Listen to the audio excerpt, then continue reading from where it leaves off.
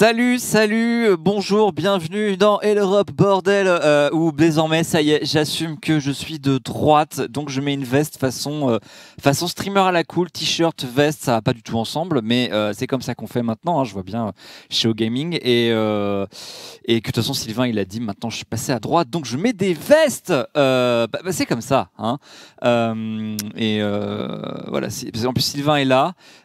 Coucou, il nous surveille avant de rentrer chez lui beaucoup trop tôt pour un travailleur honnête.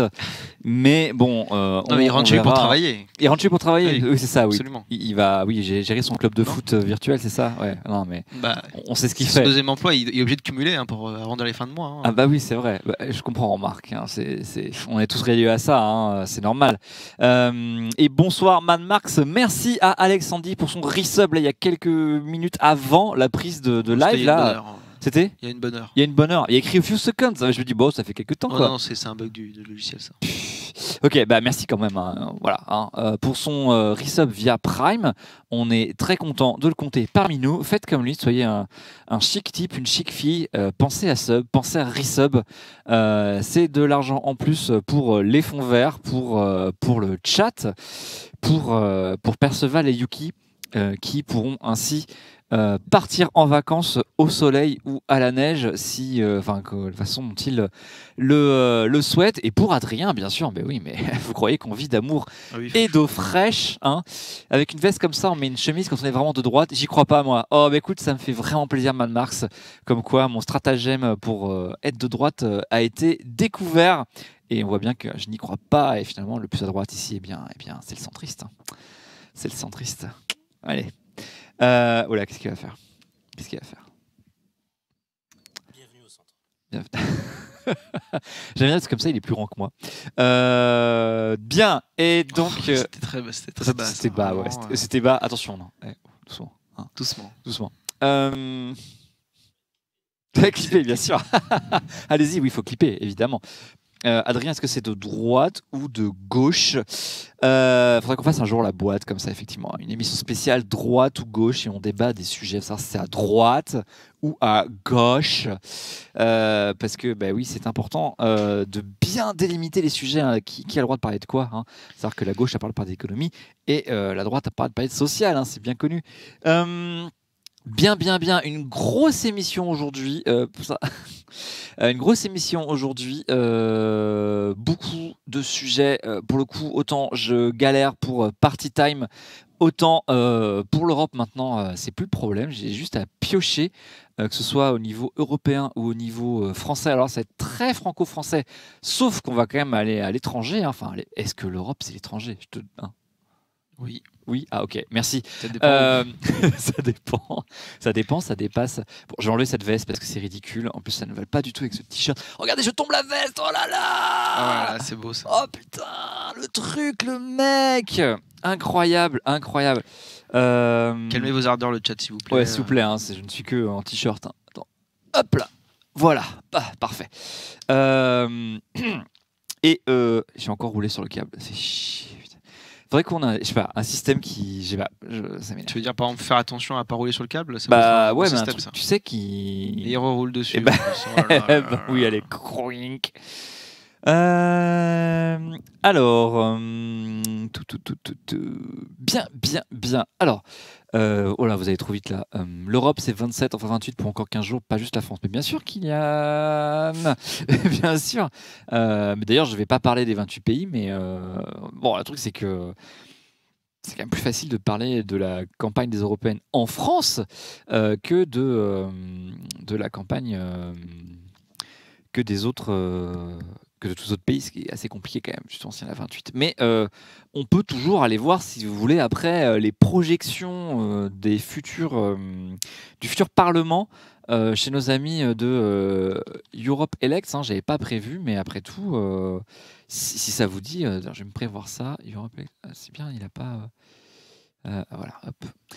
Je l'ai sous la main comme ça, au cas où, avec les projections. Voilà, on a ça sous la main comme ça, au cas où. Petite question, la frontière Angleterre-France sera-t-elle toujours à Calais, nous demande ça. Oui, parce qu'il n'est pas prévu de déplacer le pays quand même. Mais il n'y a pas que Calais qui est concerné. Par contre, par les petits problèmes d'éventuels contrôles aux ports. Tous les ports de la Manche sont concernés, et les ports néerlandais aussi, les ports belges dans une moindre mesure. Donc oui, ça peut. Après, il y aura peut-être toujours une. Par contre, la frontière à Calais sera toujours là, parce que en fait, il s'agit d'un accord bilatéral entre l'Angleterre, enfin le Royaume-Uni et la France. Donc, je ne suis pas sûr que ça change quelque chose. Ça, c'est à voir, mais vu que c'est bilatéral, je ne sais pas si le Brexit changera quelque chose au fait qu'effectivement les contrôles sont plutôt du côté français que du côté de l'île, de l'autre côté de la Manche. Ça, on verra. Mais il y a beaucoup d'inconnus, sachant que la France, j'en avais parlé il y a quelques semaines, hein, mais la France a pris de grosses dispositions pour comment dire, pour prévoir en fait que le gouvernement puisse passer des ordonnances en cas de sortie sans accord, ce qui se profile, hein, puisque le Parlement britannique a voté. Merci Massini, c'est les accords de Saint-Malo, bravo. Non, c'est bien. Ça me revient maintenant, effectivement. Nous, on a le Parlement britannique qui a voté contre l'accord qui a été trouvé entre le Royaume-Uni et l'Europe. Et par contre, le même Parlement, ensuite, il vote contre la sortie sans accord. Donc c'est bien. C'est bien, ils sont logiques en fait, c'est super. Donc ils veulent pas d'accord, ils veulent être un accord, mais pas celui-là. Et il faut qu'il y en ait un, mais je sais pas comment ils vont faire. Donc bon, je sais pas comment. Voilà, je sais pas. Ça met le bordel dans la réception de Médoc, le Brexit. Ah bon, Jésus, mais t'habites outre-Manche? Tu n'es pas sur le continent? Tu es un insulaire? Dans le ciel. Jésus du ciel, bien sûr, oui. Oui. Alors, ce qu'on peut faire, vu que je parle Brexit, comme ça, j'ai une petite slide de Brexit, donc. Tu veux que je te mette carrément la slide Brexit? Ouais, mais on va pas passer tous parce que ça va spoiler l'émission, mais. Ah bah, oh, comment t'as fait? Oh là là, waouh. Mais la suivante en fait, parce que il y avait. Voilà, merci, c'est pas grave. Il y aura des soucis douaniers à Calais. Ouais. Alors oui, les soucis sur les douanes Gare du Nord, là, c'était pas tellement à cause, enfin c'était à cause Brexit, mais indirectement. C'est-à-dire qu'il y a eu une grève du zèle, grève du Nord ou grève du Nord. Gare du Nord où les douaniers ont appliqué strictement le règlement et ont contrôlé absolument tout le monde, y compris les bagages, et évidemment ça a posé problème quoi. Donc vous imaginez si on met 5 heures à prendre son train à Gare du Nord parce qu'il quitte l'Europe, enfin, ça va être sympa. Ça va être sympa. Autant y aller en voiture et prendre un ferry à Calais comme au bon vieux temps, hein, sous Pompidou bien sûr, quand on pouvait aller tranquillement en Angleterre sans ceinture de sécurité, hein, on n'était pas emmerdé, on pouvait boire au volant, on faisait la queue au ferry à Calais. Et donc j'avais mis ces deux tweets parce qu'il y en avait un qui était sérieux, bien sûr, c'est Michel Barnier, hein, c'est sérieux, Michel Barnier, il est toujours sérieux, où il dit en anglais pour être compris des Britanniques que l'Europe, donc the EU, l'Union européenne a fait tout ce qu'elle pouvait pour avoir un accord de sortie, et que l'impasse en fait ne concerne finalement que le Royaume-Uni, et que l'Europe n'a jamais été autant préparée à une sortie sans accord. Sous-entendu, vous en faites pas les cocos, nous on est prêts, hein, maintenant c'est à vous de régler vos propres problèmes de politique intérieure, sachant que effectivement Theresa May là c'est pas tellement avec l'Europe qu'elle a des problèmes, hein, puisque tout était négocié, mais le problème qu'elle a, c'est avec son parti et le reste du Parlement et sa toute petite majorité. Et puis l'autre, c'était une blague d'un compte Twitter de machinistes SNCF, hein, qui disait que les rames Eurostar allaient être utilisées sur une ligne Sarlat-Bergerac-Bordeaux pour que les Anglais qui vivent en Dordogne ne soient pas trop dépaysés. Et j'ai trouvé ça drôle, et donc je voulais vous le montrer parce que c'est marrant quand même, et que si on rigole pas de temps en temps, pourquoi on viendrait quoi? Je veux dire, on a des métiers difficiles, mais bon, au moins on rigole, hein, quoi. Hein, je vois que vous attendez le point valse, mais avant ça, j'avais deux breaking news à vous donner, des trucs qui sont tombés là, genre, mais boum, l'un c'est hier et l'autre c'est là à l'instant j'ai reçu un mail quoi, vous allez voir, c'est un truc de fou, premier sur l'info.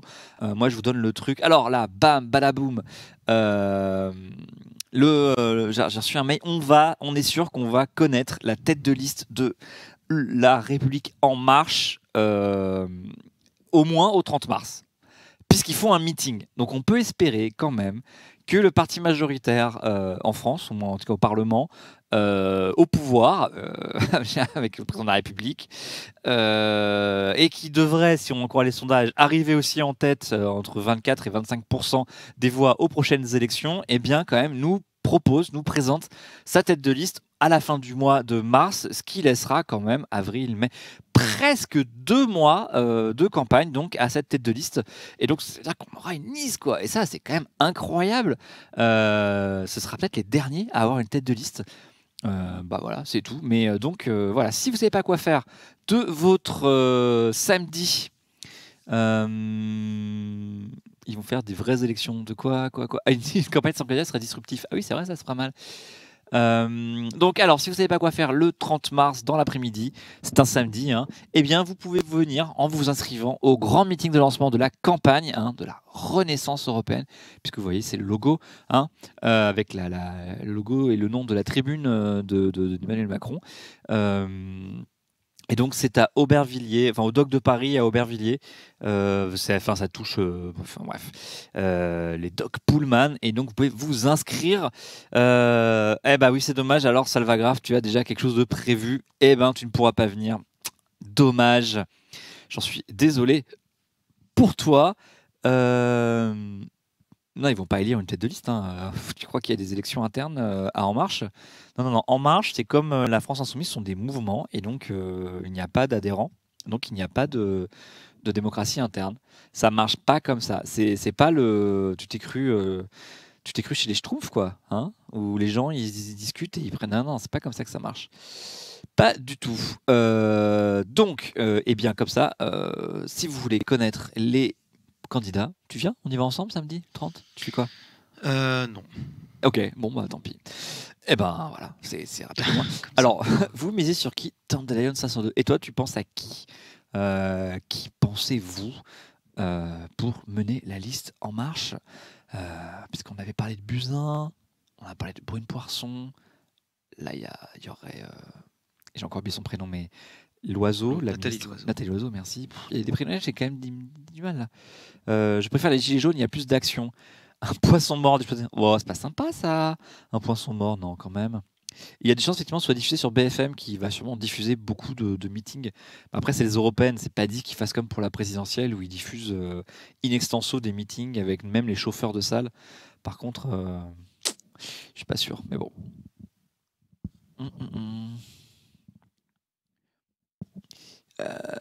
Comme la part des partis ont pris des jeunes, ils vont prendre des vieux. Brune Poisson, elle est pas vieille, hein. Par contre, Nathalie Loiseau et Buzyn, sont un petit peu moins jeunes que Manon Aubry pour la France Insoumise ou j'oublie son prénom, François-Xavier Bellamy pour les Républicains. Maintenant, Jadot, il est pas non plus super jeune, hein. Il a la bonne quarantaine. Vous avez Brossat, je vais pas dire qu'il est trop vieux, lui doit avoir 40 ans. Ouais. Vous avez aussi Nicolas Dupont-Aignan, il est plus tout jeune non plus. Alors c'est sûr que le RN avec Jordan Bardella, là c'est sûr 23 ans. C'est le record de France, hein, pour l'instant. 38 pour Brossat. Merci Auvergnat, toujours la première sur les communistes, hein. Tu dois tenir ton petit carnet à jour avec les anniversaires de tous les camarades. Et donc oui, c'est vrai qu'il y a beaucoup de jeunes, mais alors les européennes, de toute façon. C'est pas non plus ce qui va tenter les vieux classiques, hein, à les s'enterrer à Bruxelles. Enfin, c'est comme ça que c'est vu dans pas mal de partis. C'est pas toujours ce qui va être souhaité. Hein. Alors Dupont-Aignan, il peut être tête de liste en étant député. Tout à fait, Salvagraph. Il y en aura d'autres dans ce cas-là. Hein. Il est probable que Olivier Faure soit candidat, puisqu'il a dit qu'il prendrait ses responsabilités s'il n'avait pas à faire de liste d'union. Et comme c'est ce qui se profile à l'horizon, mais j'en reviendrai, il va sûrement être candidat. Et auparavant, vous pouviez être candidat en étant déjà en poste, et vous aviez ensuite quelques temps pour vous décider entre lequel des deux postes vous gardiez. Mais c'est fini ça. C'est-à-dire que si Nicolas Dupont-Aignan est élu, il devra forcément quitter l'hémicycle du Palais Bourbon, hein, que vous connaissez bien ici, avec François, les mardis et mercredis, et aller siéger à Strasbourg et Bruxelles. Enfin, je dis siéger, après il fait ce qu'il veut, hein. On a vu qu'il y a des élus au Parlement européen qui ne venaient pas souvent. Par contre, il sera obligé de de siéger. Et ce serait pareil pour Olivier Faure, ainsi que Jean-Christophe Lagarde, si par hasard il se retrouve élu. Tous ces gens-là donc devront abandonner leur poste de député. Donc c'est plutôt courageux de leur part, à la limite, parce que souvent, s'ils étaient candidats, c'était pour démissionner dans les 4 jours qui suivaient l'élection et ensuite laisser les suivants de liste remonter, quoi. Un ministre qui se vautre à ces élections se ferait dégager. Il n'y aura pas de ministre, en fait, si Nathalie, hein, c'est ça? Oui. Oui, j'allais dire Émilie, mais non, Émilie Loiseau, c'est pas tout à fait pareil. Si Nathalie Loiseau se retrouve candidate à l'élection européenne, elle démissionnera dans la foulée pour se consacrer à la campagne, et donc il y aurait un remaniement, je ne sais pas de quelle envergure, pour la remplacer. Ils n'attendraient pas les élections. D'ailleurs, elle a un frère qui s'appelle Com. Comme Loiseau. Ouais, c'est ça. Et évidemment, Rideau Fraîche, c'est ça? C'est ça. Ok, merci. Bon, c'était léger, ça. C'était très léger. Mais Philem, pourquoi il faudrait qu'il démissionne avant alors, on vous dit tout, hein, c'est transparence totale. Sylvain nous dit au revoir, il a ouvert la porte sans frapper. Il s'en va. Et il s'en va. Il nous fait la bise, voilà, c'est ça. Allez, Bon au revoir, retour. monsieur, on ne vous retient pas. Inch'Allah. À demain. Voilà, c'est ça. Hein. Tu as le droit d'être candidat en étant déjà en poste. Hein. C'est sûr qu'après, le cumul, c'est pas d'être candidat, c'est d'être en poste. Donc, bon, après, ça me paraît pas forcément incroyable d'être candidat en étant déjà, déjà un mandat. C'est pas non plus le plus scandaleux. C'est normal, je trouve que. Ah oui, non, mais je vois ce que tu veux dire. Philem, il brigue un autre mandat, c'est dire la motivation qu'il a en ce mandat actuel. Oui, bon, on peut penser ça. Maintenant, bon, c'est le chef de son parti, il prend sa responsabilité, il décide de mener la liste. Après, ça veut dire que surtout, ça le met à l'abri du besoin, puisqu'il ne peut plus être maire, le pauvre, tu vois, puisqu'il ne peut plus être député et maire. Donc, s'il devient élu au Parlement européen, ça le mettra à l'abri jusqu'en 2024, alors que pour l'instant, en tant que député, il n'était à l'abri que jusqu'en 2022. Hein. Faut voir un peu aussi que faut penser aussi à comment tu fais bouillir la marmite. Hein. C'est important aussi. Bien, et alors donc ça c'était la première breaking news pour vous annoncer donc enfin le 30 mars, et on devrait la connaître un peu avant, hein, mais on aura la présentation de la liste et de la tête de liste de La République En Marche, qui est alliée au Modem, hein, il faut le préciser, et aussi il y aura des gens de chez Agir, le micro-parti de Franck Riester, qui donc est le centre droit, enfin centre droit qui a rejoint la galaxie macroniste. Et l'autre truc alors, eh bien c'est alors là, merci Sylvain. Il y a, alors c'est pas que on n'a pas voté l'adhésion de la Turquie, hein, mais en fait le Parlement a décidé a voté la suspension des pour l'adhésion de la Turquie à l'Union européenne. Alors ça, c'est quand même une grosse blague, hein, l'adhésion de la Turquie à l'Union européenne. Ça fait 40 ans que ça traîne. Mais là, bon, comme ils sont préoccupés par le mauvais bilan de la Turquie en matière de respect des droits de l'homme, en fait, là, ils ont voté par 370 voix pour et seulement 109 contre et 143 abstentions la suspension des discussions autour de des négociations donc d'adhésion de la Turquie à l'Union européenne. Alors c'est pas eux qui prennent la décision vraiment, hein, ils votent un souhait, et c'est en fait les États membres, hein, qui doivent décider en fait. Il y avait carrément des députés du PPE, donc le Parti populaire européen, là où adhèrent les Républicains, qui voulaient carrément annuler. Attendez, comment ils avaient dit demandant un arrêt définitif des négociations, mais ça finalement ça n'a pas été retenu, donc la Turquie va se retrouver suspendue dans son processus d'adhésion. C'est le pays, j'en avais vaguement parlé quand j'avais évoqué les 3 pays qui avaient décidé d'arrêter les négociations et qui n'étaient pas rentrés dans l'Union européenne. Souvenez-vous, c'était l'Islande, la Norvège et la Suisse. Et donc la Turquie, eh bien, c'est le pays qui est en discussion officiellement depuis le plus longtemps. Vraiment, je serais sûr que je l'aurais un peu mauvaise, parce que je pense que ça aurait pu être fait avant, mais bon, il y a tellement de freins culturels, politiques, religieux à cette adhésion, que plus le problème de Chypre aussi, que eh bien ça n'a jamais pu se faire. Et si vous êtes assez vieux pour vous en souvenir, en 2005, cette adhésion à la Turquie avait été instrumentalisée au profit d'un certain nom. Attention, c'est pas trop la gauche qui le donnait, ça, cet argument, mais la droite en avait quasiment dit que si on votait oui, la Turquie adhérait à l'Union européenne. Alors qu'en votant non, comme ça, au moins, on était sûr que la Turquie adhérerait pas. Philippe de Villiers s'en était bien servi. Et même donc Nicolas Sarkozy, qui avait fait une campagne du bout des lèvres pour le oui à la tête de l'UMP, il avait dit l'Europe oui mais sans la Turquie, alors que bien sûr ça n'avait aucun rapport avec la choucroute, mais bon, hein, on n'est pas on n'est jamais, enfin c'est toujours bien d'avoir des petites idées comme ça pour polluer un débat, hein, c'est bien. Voilà, comme ça on parle d'un truc qui est hors sujet et c'est toujours bien. T'avais une réflexion à faire là, non? Non, je t'écoute. Tu m'écoutes? J'ai pas le droit de t'écouter. Mais si, t'as le droit. Soit je suis pas assez concentré, soit je suis trop concentré. C'est quoi le problème? Ok, non, je crois que le problème c'est moi en fait. C'est toi. Désolé, voilà. Non, mais je porte mes Ça excuses. va, je t'en Je porte prie. mes excuses. Effectivement, Salagraphe Chypre, ils l'ont mis en 2 couleurs bleues. Là, c'est merci à toute l'Europe pour cette carte. Hein, c'est eux que je l'ai piquée, qui permet de montrer les États membres. Alors, ils ont coupé la Finlande, hein, mais bon, on la voit un petit peu. Et on voit tous les États membres. Et effectivement, donc, la Turquie en bleu clair et avec la partie turque à Chypre. On pourrait rajouter d'autres États qui discutent de leur adhésion à l'Union européenne. Hein. Il y a, il me semble qu'il y a la Moldavie, mais surtout, il y a la Serbie. Qui est ah bah non évidemment la Serbie, donc qui est le plus gros des pays des Balkans actuellement, ainsi que la Bosnie, enfin pas la Bosnie encore, mais le Monténégro et le Kosovo. Et voilà, bon, ils ont carrément jeté Malte. Ah oui, Malte on le voit pas, mais il est trop au sud, en fait il est au sud de la Sicile, donc c'est normal, on voit pas on voit pas l'île de Malte, on voit pas Crète non plus, hein. Enfin la Crète. Voilà, c'est une carte continentale, dirons-nous, hein, n'est-ce pas? Sûrement que la Macédoine va finir par demander son adhésion, mais ça va prendre un peu de temps quand même. Est-ce que la Suisse, la Norvège et l'Islande ont une chance de retenter une adhésion? Bah pourquoi pas. Quand j'avais regardé les pays, la Suisse, non, ça m'étonnerait. La Norvège, je crois pas trop en fait. L'Islande, ils ont un mouvement qui est plutôt pro-européen actuellement. Il est possible qu'ils reposent une demande. Bon après, les questions sont pas les mêmes que la Turquie, hein. Déjà ils sont 300 000 habitants, donc ils enverront seulement 6 députés, alors que la Turquie c'est quand même autant d'habitants que l'Allemagne, voire un peu plus, et donc ils enverraient 90 députés au Parlement européen, donc c'est quand même pas exactement la même échelle. Il se trouve que les Islandais sont chrétiens et que les Turcs sont musulmans, et que donc ça peut poser aussi d'autres problèmes, hein, auprès d'une partie non négligeable de la population européenne.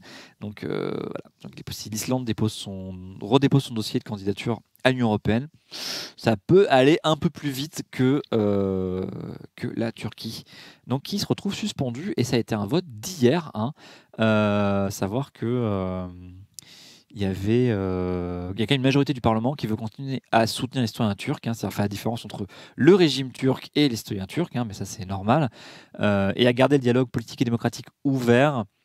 Et ben ça a fait réagir le porte-parole du Parti de la Justice et du Développement, qui est le parti au pouvoir actuellement en Turquie, hein, le parti d'Erdogan, et donc un certain Omar Çelik, qui a accusé le Parlement européen de regarder le monde par l'étroite fenêtre de l'extrême droite, hein. Donc c'est-à-dire que si vous accusez Erdogan d'être autoritaire, eh bien c'est parce que vous êtes à l'extrême droite de l'échiquier politique européen. Et donc ça, en tout cas, c'est ce que prétend notre ami porte-parole du parti de la justice et du développement. Voilà, alors merci Salvagraph pour les précisions. Il faut bien dire Macédoine du Nord, hein, si on veut être absolument très poli. Et alors on dit plus la République tchèque, mais la Tchéquie. Alors moi j'ai toujours appris qu'on pouvait dire les deux, sachant que la République tchèque c'était la forme longue du nom et que Tchéquie est tout à fait acceptable, tout comme on peut dire France et République française. Donc je ne sais pas, après, à voir. Hein. À voir. Bien, allez, vous l'attendiez, vous êtes, oh là là, déjà, oh là là, plus de 50 à nous suivre, là, superbe. C'est t'as sorti le point, jolie image. C'est l'heure du petit point valse. Alors ça va être court les enfants, même si quand même, attends. Le point valse avec tout de suite cette image qui a fait le tour de la France avec, alors attention, alors tout le monde a parlé de la cabine téléphonique. Alors donc il est dans la calle Yedonel, qui est donc dans le quartier de Saint-Genis de la Goudelis, hein. Là il veut vraiment montrer qu'il connaît bien Barcelone. Cette image est incroyable. quand Cette même. image est incroyable, c'est génial. Mais moi, ce qui m'amuse beaucoup... Alors attendez, en fait, j'essaye de... Avec un bon cadrage, encore une fois, bien sûr. Ah bah oui, non mais là, attention. Hein. Ah non, mais ça marche pas. Attends. Ah, zut. Bon. J'avoue que la doudoune sous la veste est pas mal aussi. Là, voilà, j'allais y venir. Il y a aussi un point fashion qu'il faut faire, quoi, parce que moi, c'est ça aussi qui m'a choqué. Mais on a déjà parlé. Merci Trix pour ton resub, 9e mois consécutif. Merci. Faites comme lui. Hein, c'est bien. Ouais, c'est très bien. On approuve à fond. On approuve à 9 mois. En plus 9 mois, c'est comme une grossesse, donc c'est génial.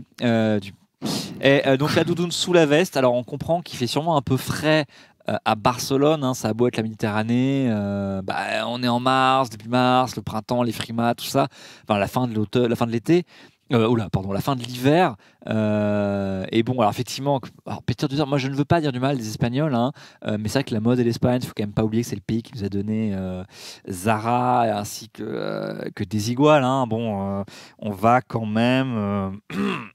prendre notre distance avec la mode espagnole, je suis d'accord.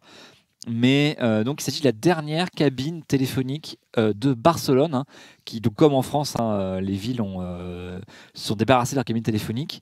Vous le savez, parce qu'on a tous des portables. Hein, et donc, alors que disent les textes sur la cabine? Je ne sais pas. Et je sais même pas si elle est encore en activité, cette cabine, parce qu'il y avait des fois des cabines qui restaient sur les trottoirs, mais on avait enlevé les téléphones. Elle servait de refuge aux sans-abri, pas mal, parfois de toilette, ou alors on stockait des trucs. Et donc on les a retirés et les piétons ont gagné de la place sur les trottoirs. Place récupérée par les scooters, mais ça c'était notre problème, hein, Perceval. Toi, tu sais de quoi je parle. Et donc il a rendu une visite à cette dernière cabine téléphonique. Et je le soupçonne dans son tweet là, comme il donne le nom de la rue, le nom du quartier, c'est dans la Horta Guinaldo, la dernière cabine. Pour montrer que, vous voyez comment je connais bien la ville. Je vous donne le quartier. C'est comme si vous arriviez à Paris et que vous disiez, je sais pas, me voilà à République, dans le 11e arrondissement, près du canal Saint-Martin. Alors, histoire de bien mettre plein d'indications géographiques et prouver que la ville n'a aucun secret pour vous. Et c'est vrai, tu as raison, Van Kipu, comment Superman ferait aujourd'hui sans cabine téléphonique?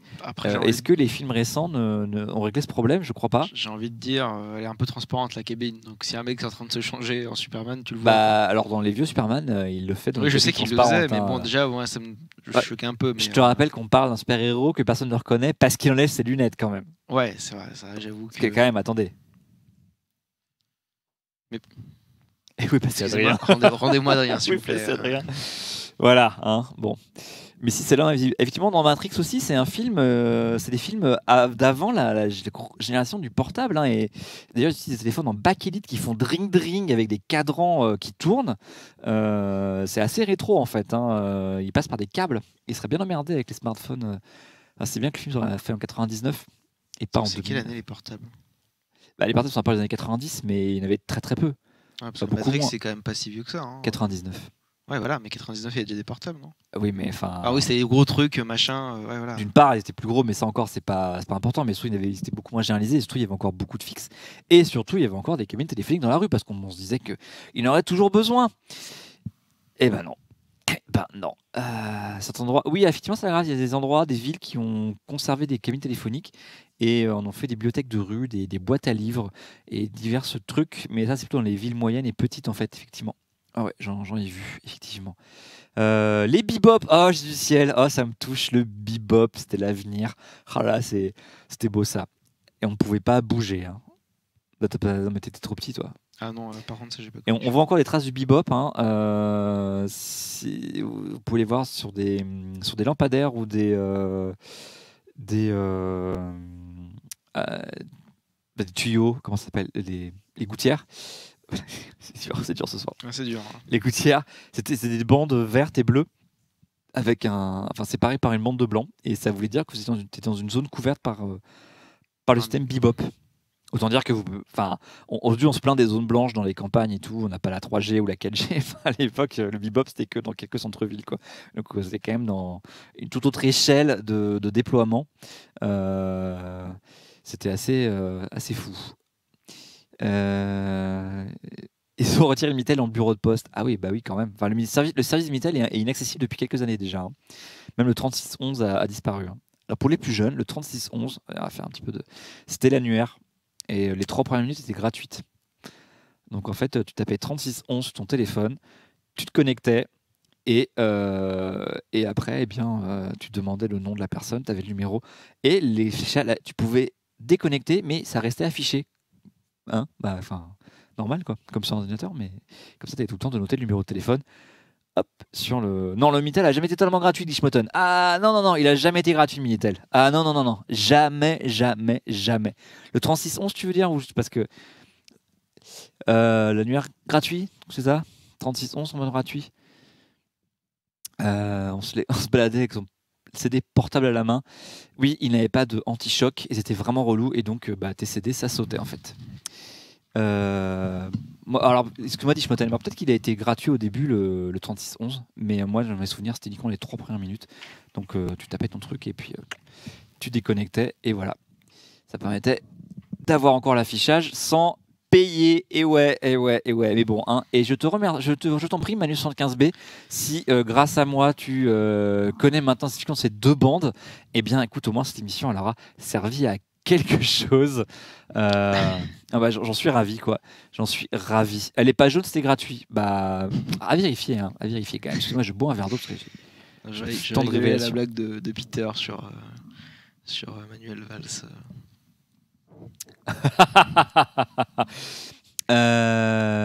Oui, effectivement. Alors,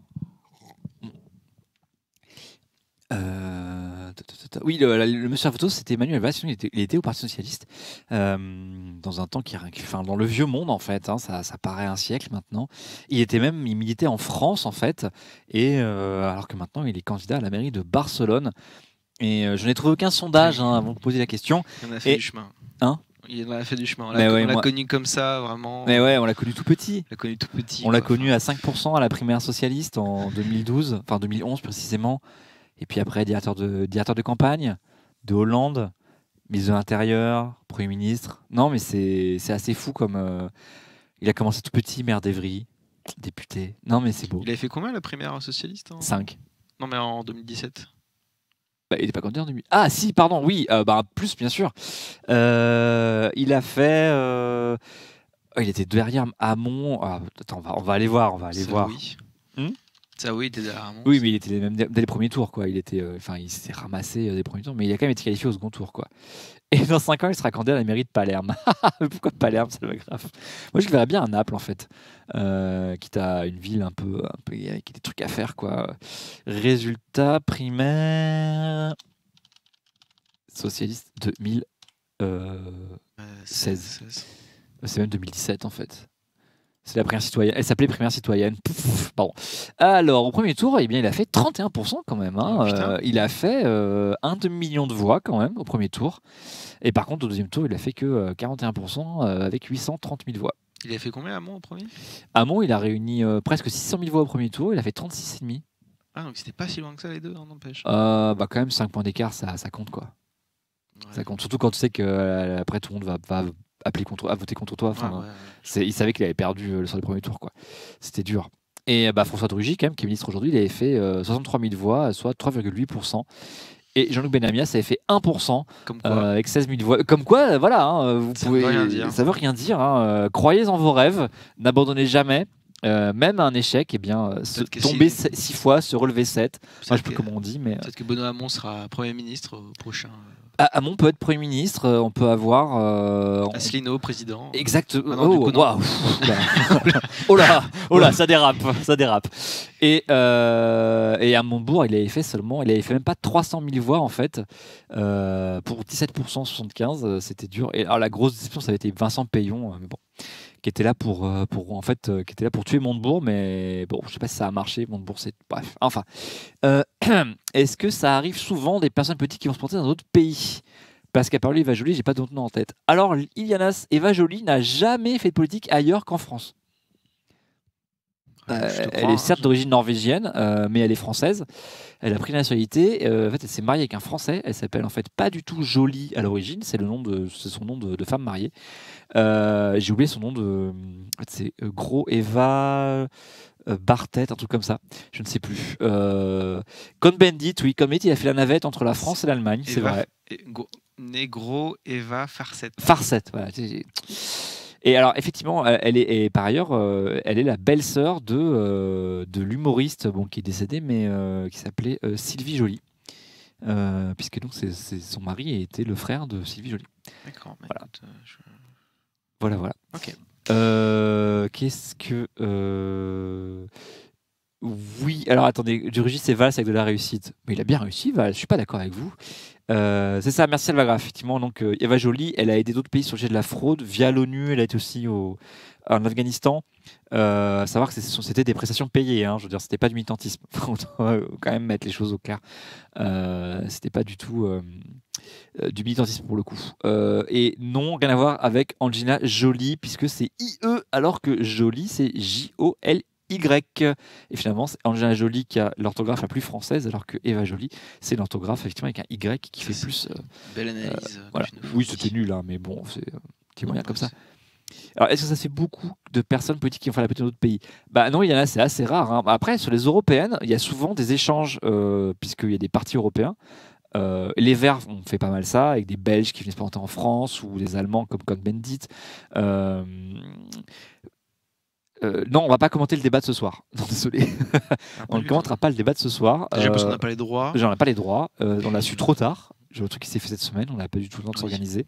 Ben, c'est vrai, non? Oui. C'est sur BFM, hein, c'est ça? Ou si sur France 2? Ah non, France 2, c'est l'émission politique. Non, on va pas commenter BFM ce soir. Je sais même pas qui y aura. J'ai pas regardé en fait. Puisqu'en plus, comme on n'a pas encore toutes les têtes de liste, bon, c'est un peu bizarre. On verra bien. Et la municipale de Barcelone, eh bien, ils ont le bon goût de faire ça le jour de l'élection européenne, en fait. Donc c'est bien. Il est sur Facebook, non? Celui de Acropolis et Vox. Ah non, c'est pas la même chose. Oh là là. Ah non, tu parles de ça, excuse-moi. Non, on ne commentera pas le débat qui va commencer bientôt, je crois. Effectivement, qui a commencé sur le Facebook de Vox. Donc vous pouvez y aller, mais je ne sais pas s'il est sur notre Facebook à nous. En tout cas, il est sur le Facebook de Vox, donc oui, vous pouvez aller le voir, bien sûr. Même si je préfère que vous restiez ici quand même, hein, parce que là, on va parler de fond, d'idées. On va abandonner Manu, hein, désolé Manu. Ah oui, attendez, je voulais vous montrer son superbe logo là. Pas du tout. Attends. Faites de l'autoconcurrence. Hein? Faites de l'autoconcurrence. Oui, mais bon, ça, tu vois ça avec le patron. Hein. Alors attendez, c'est Manuel Valls 2019.Barcelona. J'adore ce point Barcelona. Non, tu me traduis pas la page. Je veux du catalan. Ils ont fait un logo. Attends, vas-y, tu passes en. Hop. Attendez, son site. Voilà, avec donc tinc un compromís amb aquesta ciutat i els seus veïns, recuperar tot que va couvrir métropoli, blablabla. Hop, alors, donc Valls partout. Hop là, il présente 3 nouvelles candidates. Hein, il présente des gens au fur et à mesure. Et voilà le logo. Bim, regardez, c'est un V. Un V comme. Voilà. Comme et alors c'est sympa, il vous renvoie, alors ça aussi, hein, tu vas apprécier, toi qui aimes bien l'UX soigné. Vous cliquez sur voir la notice, enfin l'article, et on tombe sur un PDF, c'est génial. Non, bravo, c'est bien. Qui explique un peu ce que c'est que ce V, qui est le logo de la candidature de Valls, hein, un projet graphique à l'image de la campagne et du candidat.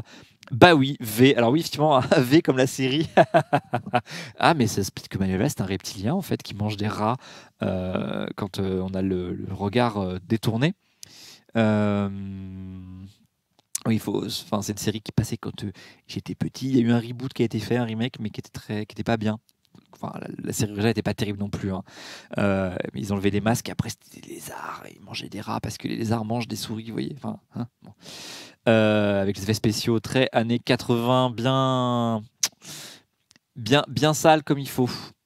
Et un V comme la victoire, merci Salvagraph, bien vu. Vous voyez que la ville rêvée, Barcelone, les gens courent. Il y a de l'art, il y a de la musique, les gens dansent, il y a du commerce, on se promène, on a les pieds au bord de l'eau là, c'est l'égalité, c'est super. Et Valls, il est pour l'égalité, et pam, pam, pam, regardez-moi ça, paf.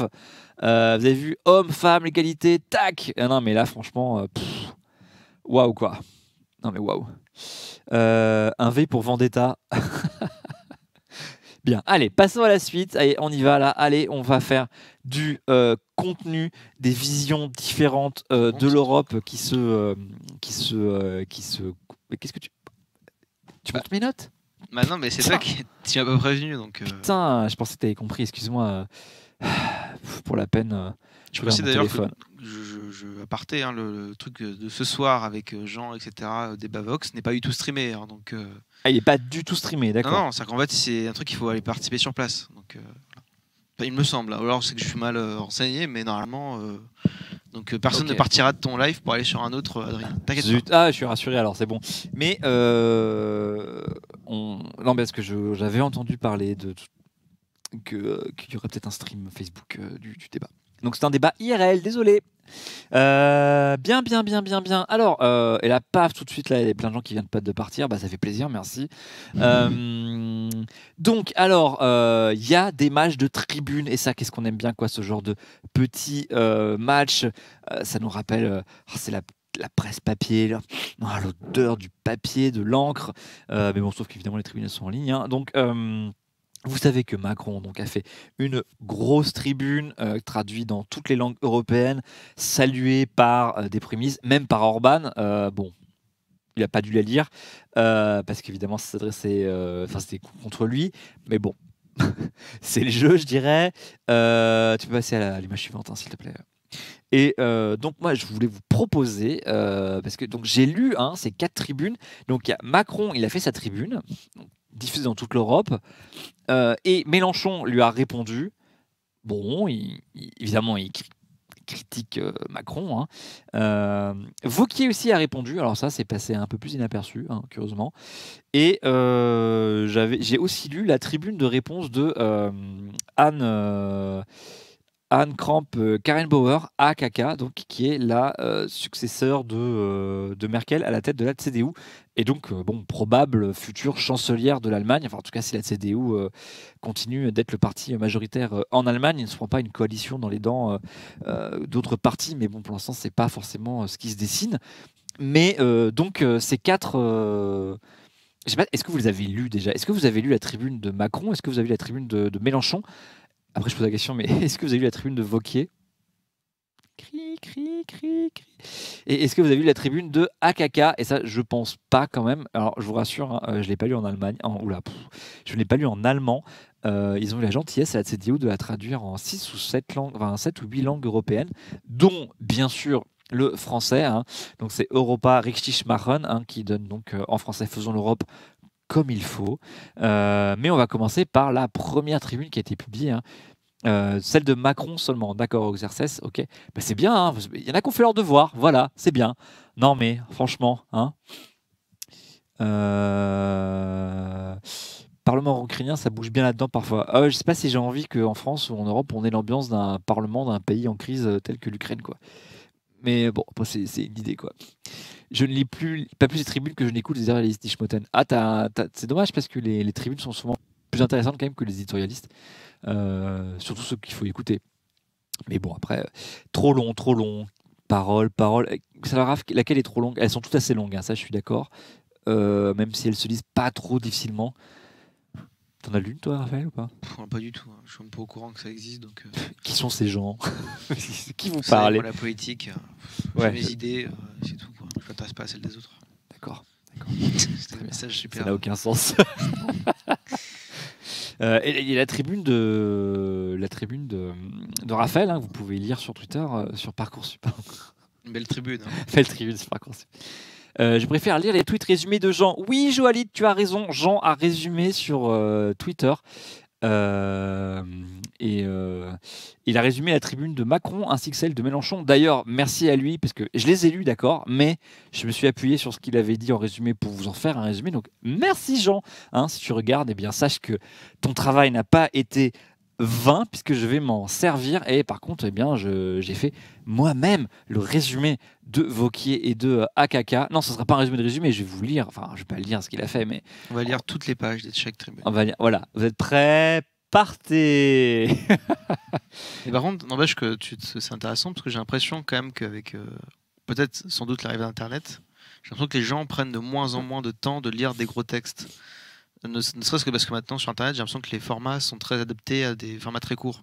Ne serait-ce que les articles sur Internet en général sont des formats très courts. Alors ça dépend des pays. Et peut-être des pays, mais en tout cas en France, moi, j'ai l'impression qu'à chaque fois, souvent quand je poste un gros texte ou quand je vois des gens poster des gros textes, t'as plein de gens qui vont te répondre qu'ils n'ont pas lu parce que c'est trop long et qu'ils ont la flemme. Je suis d'accord. Il y a une peur du gros Après, texte. c'était déjà commencé avant, je ne sais pas, mais en tout cas, moi j'ai l'impression que ça peut avoir un impact.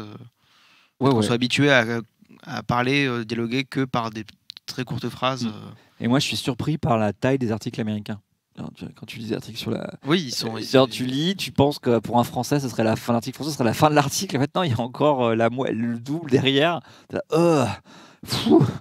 Franchement, j'attendais juste qu'on en parle ici. Flemme de lire ça. Je préfère finir mon bouquin. C'est bien. C'est bien, ça tombe bien. Alors qu'est-ce qu'il dit Macron, hein? Qu'est-ce qu'il dit notre président? Qu'est-ce qu'il dit? Alors non, mais c'est vrai que la lecture sur écran est pas forcément aussi facile que celle sur papier. Plus il y a la lecture sur écran, puis il y a la lecture sur portable. Quand tu lis dans le métro, t'es pas forcément aussi concentré sur ton canapé, tranquille. T'as aussi le fait que les récompenses de petites lectures sont plus rapides, tu vois. Enfin, t'en vois plein, tu peux avoir des notifications, ça te récompense dans le sens où ça donne du plaisir, quoi. C'est vrai que du coup, Jolie, t'as raison en disant qu'on lit moins de gros textes, mais on lit plus de textes finalement. Oui, après, est-ce que lire plein de tweets, c'est lire quelque chose d'intéressant? Moi, je lis beaucoup de tweets. Évidemment, c'est différent, mais. Non, mais laisse Adrien, on est vieux. Mais non, le Vagnat, par ailleurs, moi aussi, je sais bien que je sens bien que j'ai réduit mes lectures au fur et à mesure des années, que je lis beaucoup moins aujourd'hui que je le lisais il y a 10 ans. Les jeunes ne lisent plus. Surtout, non, si seulement ils arrêtaient de lire Harry Potter déjà. Enfin, pardon, excusez-moi. Ça n'existe plus les jeunes qui lisent Harry Potter, là, c'est terminé. Maintenant, ils lisent les trucs, là, les 59 degrés, c'est les variantes un peu pour adolescents. Non, mais ça, les jeunes lisent pas ça. Ils disent The Hate You Give, là. Ouais, des trucs comme ça. Ouais. Et puis, attends, qu'est-ce qu'il y avait aussi? Il y avait des trucs avec des fées aussi, et puis des mondes parallèles. Ouais. J'ai oublié le titre. Mais bon, enfin, en tout cas. Genre le labyrinthe, ou des trucs comme ça. Les trucs, ouais. Pour ados un peu. La littérature par la régie, c'est beau. Ouais, surtout qu'on sait que Raphaël, il sait à peine lire. Donc, c'est le young adulte, effectivement. Me réduire à tant de choses. De quoi? Me réduire à si peu de choses. Bah ouais. Alors qu'en plus, je fais des efforts. Je lis beaucoup plus qu'avant. Ah, c'est bien. Il y a une époque où je lisais pas un seul livre par an. Et là, depuis. On raconte notre vie, hein, si ça vous dérange pas. Oui. Depuis le mois d'octobre, je lis quasiment un livre par semaine. Quoi, donc, ah ouais. Donc je suis passé de rien à beaucoup. Quoi. Mais tu lis quoi? Des ratus? Je lis que des trucs policiers ou des thrillers avec des meurtres et des gens qui se font égorger, des choses comme ça. Ok, voilà. Ça va. Très bien. Je ne lis pas de trucs philosophiques ou quoi. Bonjour TGM Bernard, salut, pourquoi ton acolyte est en demi-teinte? Il ne mérite pas qu'on le regarde ou il est censé être discret? Non, mais est-ce qu'il aime la discrétion en fait? Il aime la discrétion. Non, effectivement, il n'a pas compris Ratus. Parce que c'est une référence. Ratus, c'était une série de livres pour petits, pour genre 8-9 ans, tu vois. Non, moi, quand j'étais petit, c'est les collections bibliothèque verte, les trucs comme ça. Ah non, mais nous aussi, on a connu, c'est inusable ce truc. Mais Ratus. Non, d'accord. T'avais Chair de Poule? Non, je sais pas. Chair de Poule, meilleure série de livres au monde. Hein. Ah, très bien, j'ai jamais lu Chair de Poule. Gilles, Stephen King et Bernard Weber ou Werber, hein, parce que. Stephen King aussi, j'aime beaucoup. Très bien, Stephen King, bien sûr. C'est excellent. Moi, j'en ai lu quelques-uns récemment et je me suis rendu compte que c'était non seulement un mec qui maîtrisait bien le fantastique, mais surtout un très bon écrivain. J'ai lu ça, en fait, récemment. T'as lu quoi? Ça. Quoi? Elle est bonne. Oh là là. Qu'est-ce qu'on se marre? Ouh là là, on rigole. Hein. Et Werber, j'en suis revenu. Hein. Werber, à un moment, je me suis rendu compte qu'il se moquait de nous. Il écrivait toujours le même bouquin. Il avait fait un livre où il se mettait en scène, mais sous un pseudo. Enfin, il expliquait qu'il écrivait toujours les livres sur les mêmes schémas. Et là, je me suis dit, mais Bernard, tu te fous de notre gueule.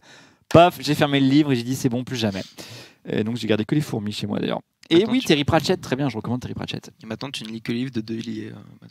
Non, De Villiers. Non, je lis pas le livre de De Villiers. Non, le dernier livre que j'ai lu, c'est le livre de Christian Eckert. Un ministre ne devrait pas dire ça. Et sinon, j'ai commencé le deuxième Vernon Subutex. Voilà. D'accord. Qui se lit vite d'ailleurs, mais il faut que. Oui, Pratchett, évidemment, il est mort. C'était très triste. Et on n'aura plus de Disque Monde, et c'est vraiment dommage. Neil Gaiman écrit moins bien que Pratchett par ailleurs. Bref, j'ai lu un Neil Gaiman et j'étais vachement déçu. Et Vernon, on pourrait en parler. Je pourrais faire une émission, effectivement. Moi, j'ai bien aimé. Après, pas tellement l'histoire en elle-même, mais les portraits qui sont par des pentes sont vachement bien. les personnages, tout ça. Enfin, c'est vachement bien senti, c'est bien vu. Enfin, voilà, c'est un bouquin contemporain dans le bon sens de contemporain, quoi. Je veux dire, elle a bien saisi, c'est un truc et tout, c'est pas mal du tout. Mais bon, on n'est pas chez Apostrophe, hein, n'est-ce pas? On n'est pas sur Acropolir. On n'est pas sur Acropolir. À de bons présages, je recommande absolument. Oui, lisez-le avant la série là. Enfin, qui peut être que bonne. Enfin, je ne sais pas comment ils peuvent rater une telle adaptation. De bons présages, Neil Gaiman, Terry Pratchett, une collaboration de haut vol pour un truc où tu rigoles toutes les 3 pages, avec en plus, enfin, une vraie histoire, quoi. Franchement, c'est vraiment, vraiment bien et ça mérite des relectures. C'est, enfin, ouais, de bons présages, c'est vraiment super. Je l'ai lu au lycée, je l'ai lu plus tard. Enfin, à chaque fois, j'ai autant rigolé. Voilà. Non, mais non, écoute, Gilles, Proudhon, Bakounine et Kropotkin, c'est la politique. On n'est pas là pour parler. Ah merde, si. Bon, j'ai parlé de Christian Eckert, c'était la politique. Hein. Bref. C'est vrai qu'on pourrait refaire un peu d'Acropolir. Ça pourrait être sympa. Et bref, alors, puisqu'on parle lecture, donc les 4 tribunes de nos amis Macron, Mélenchon, Wauquiez et Kramp, Karen Bauer, on n'a pas idée d'avoir un nom aussi long, AK, donc notre ami de l'allemande, la conquête du pain. Ah, je connais pas, désolé, mais Mad Marx, je ne connais pas Kropotkin en fait, je connais très mal cette partie-là. Donc, alors, qu'est-ce qu'il dit Macron? Alors, Macron, donc cette tribune envoyée à toute l'Europe, hein, lue partout. Alors, est-ce que les Européens l'ont lu? Je ne sais pas, mais en tout cas, on leur a proposé. C'est traduit en estonien, en portugais, en maltais, en gaélique, etc., ainsi qu'en anglais, allemand, blablabla. Donc, eh bien, c'est une tribune très lyrique, hein, qui est censée aussi s'opposer au populisme. Et donc il faut défendre donc, contre le statu quo. Donc il faut pour ça défendre la liberté et donc évidemment la démocratie. Et pour ça, il propose. Alors c'est un peu le truc. La France propose, hein, puis vous disposez une agence européenne de la protection des démocraties. Donc une espèce de, je sais pas, des gens qui viennent, comme vous avez un problème informatique, vous avez les panneurs qui passent, et là, vous avez un problème de démocratie, il y a une agence qui vient et qui vous aide à régler la démocratie. On a une interdiction du financement des partis politiques par des puissances étrangères, donc ça c'est une allusion évidemment très nette à ce que la Russie de Poutine finance via des banques. Hein. On a eu l'histoire du prêt tchèque du Front National, et aussi bannir d'Internet les discours de haine. Alors là, comment on fait, je sais pas, mais bon. En tout cas, il le propose. Après, le truc, c'est qu'en plus, ces discours de haine peuvent varier selon les législations nationales, dans la mesure où l'Allemagne, par exemple, a sur l'antisémitisme, et ça se comprend, une politique beaucoup plus restrictive qu'en France, puisque vous avez, par exemple, des comptes Twitter antisémites qui sont interdits en Allemagne, mais qui sont accessibles partout ailleurs dans le monde, quoi. Mais on peut les comprendre. Ils ont, comment dire, une histoire un peu plus différente de la France, quoi, à ce niveau-là. Il faut aussi protéger le continent européen. Donc on parle bien du continent politique, hein, mais bon, quand même, ça se recoupe largement. Donc là, il faut évidemment une défense commune et du protectionnisme économique. Et il faut revoir Schengen. Alors, je ne sais pas comment, mais il faut le revoir. Et il faut bien sûr que la police aux frontières, la Frontex en fait, pour les frontières extérieures de l'Union européenne, soit mieux mutualisée et qu'on mutualise aussi la politique d'asile. Hein. Là, c'est une allusion claire à la crise des migrants qui a eu lieu en 2013 déjà, ou 15. C'était quand la crise des migrants? C'était 2015, ouais. Quand il y a eu tous les gens qui venaient de Syrie. Et ça paraît tellement loin, alors que ça fait pas si longtemps que ça, et en même temps, ça fait quelques années. Et aussi, alors, il faut retrouver le sens du progrès, à la fois social et environnemental. Et puis, alors là, boum, allez, hop là, un salaire minimum européen, la Banque européenne du climat. On met les GAFAM au pas, hein, Google, Amazon, Facebook, Apple et Microsoft. Hop, on fait un partenariat avec l'Afrique. Bah oui, hein, après tout, l'Afrique et l'Europe ont un destin commun. Nous sommes liés, bien sûr, sur 2 continents qui peuvent aller main dans la main. Hein. Et donc, eh bien, on peut comme ça... Ah merde, attends, qu'est-ce que j'ai fait? Ah non, pardon.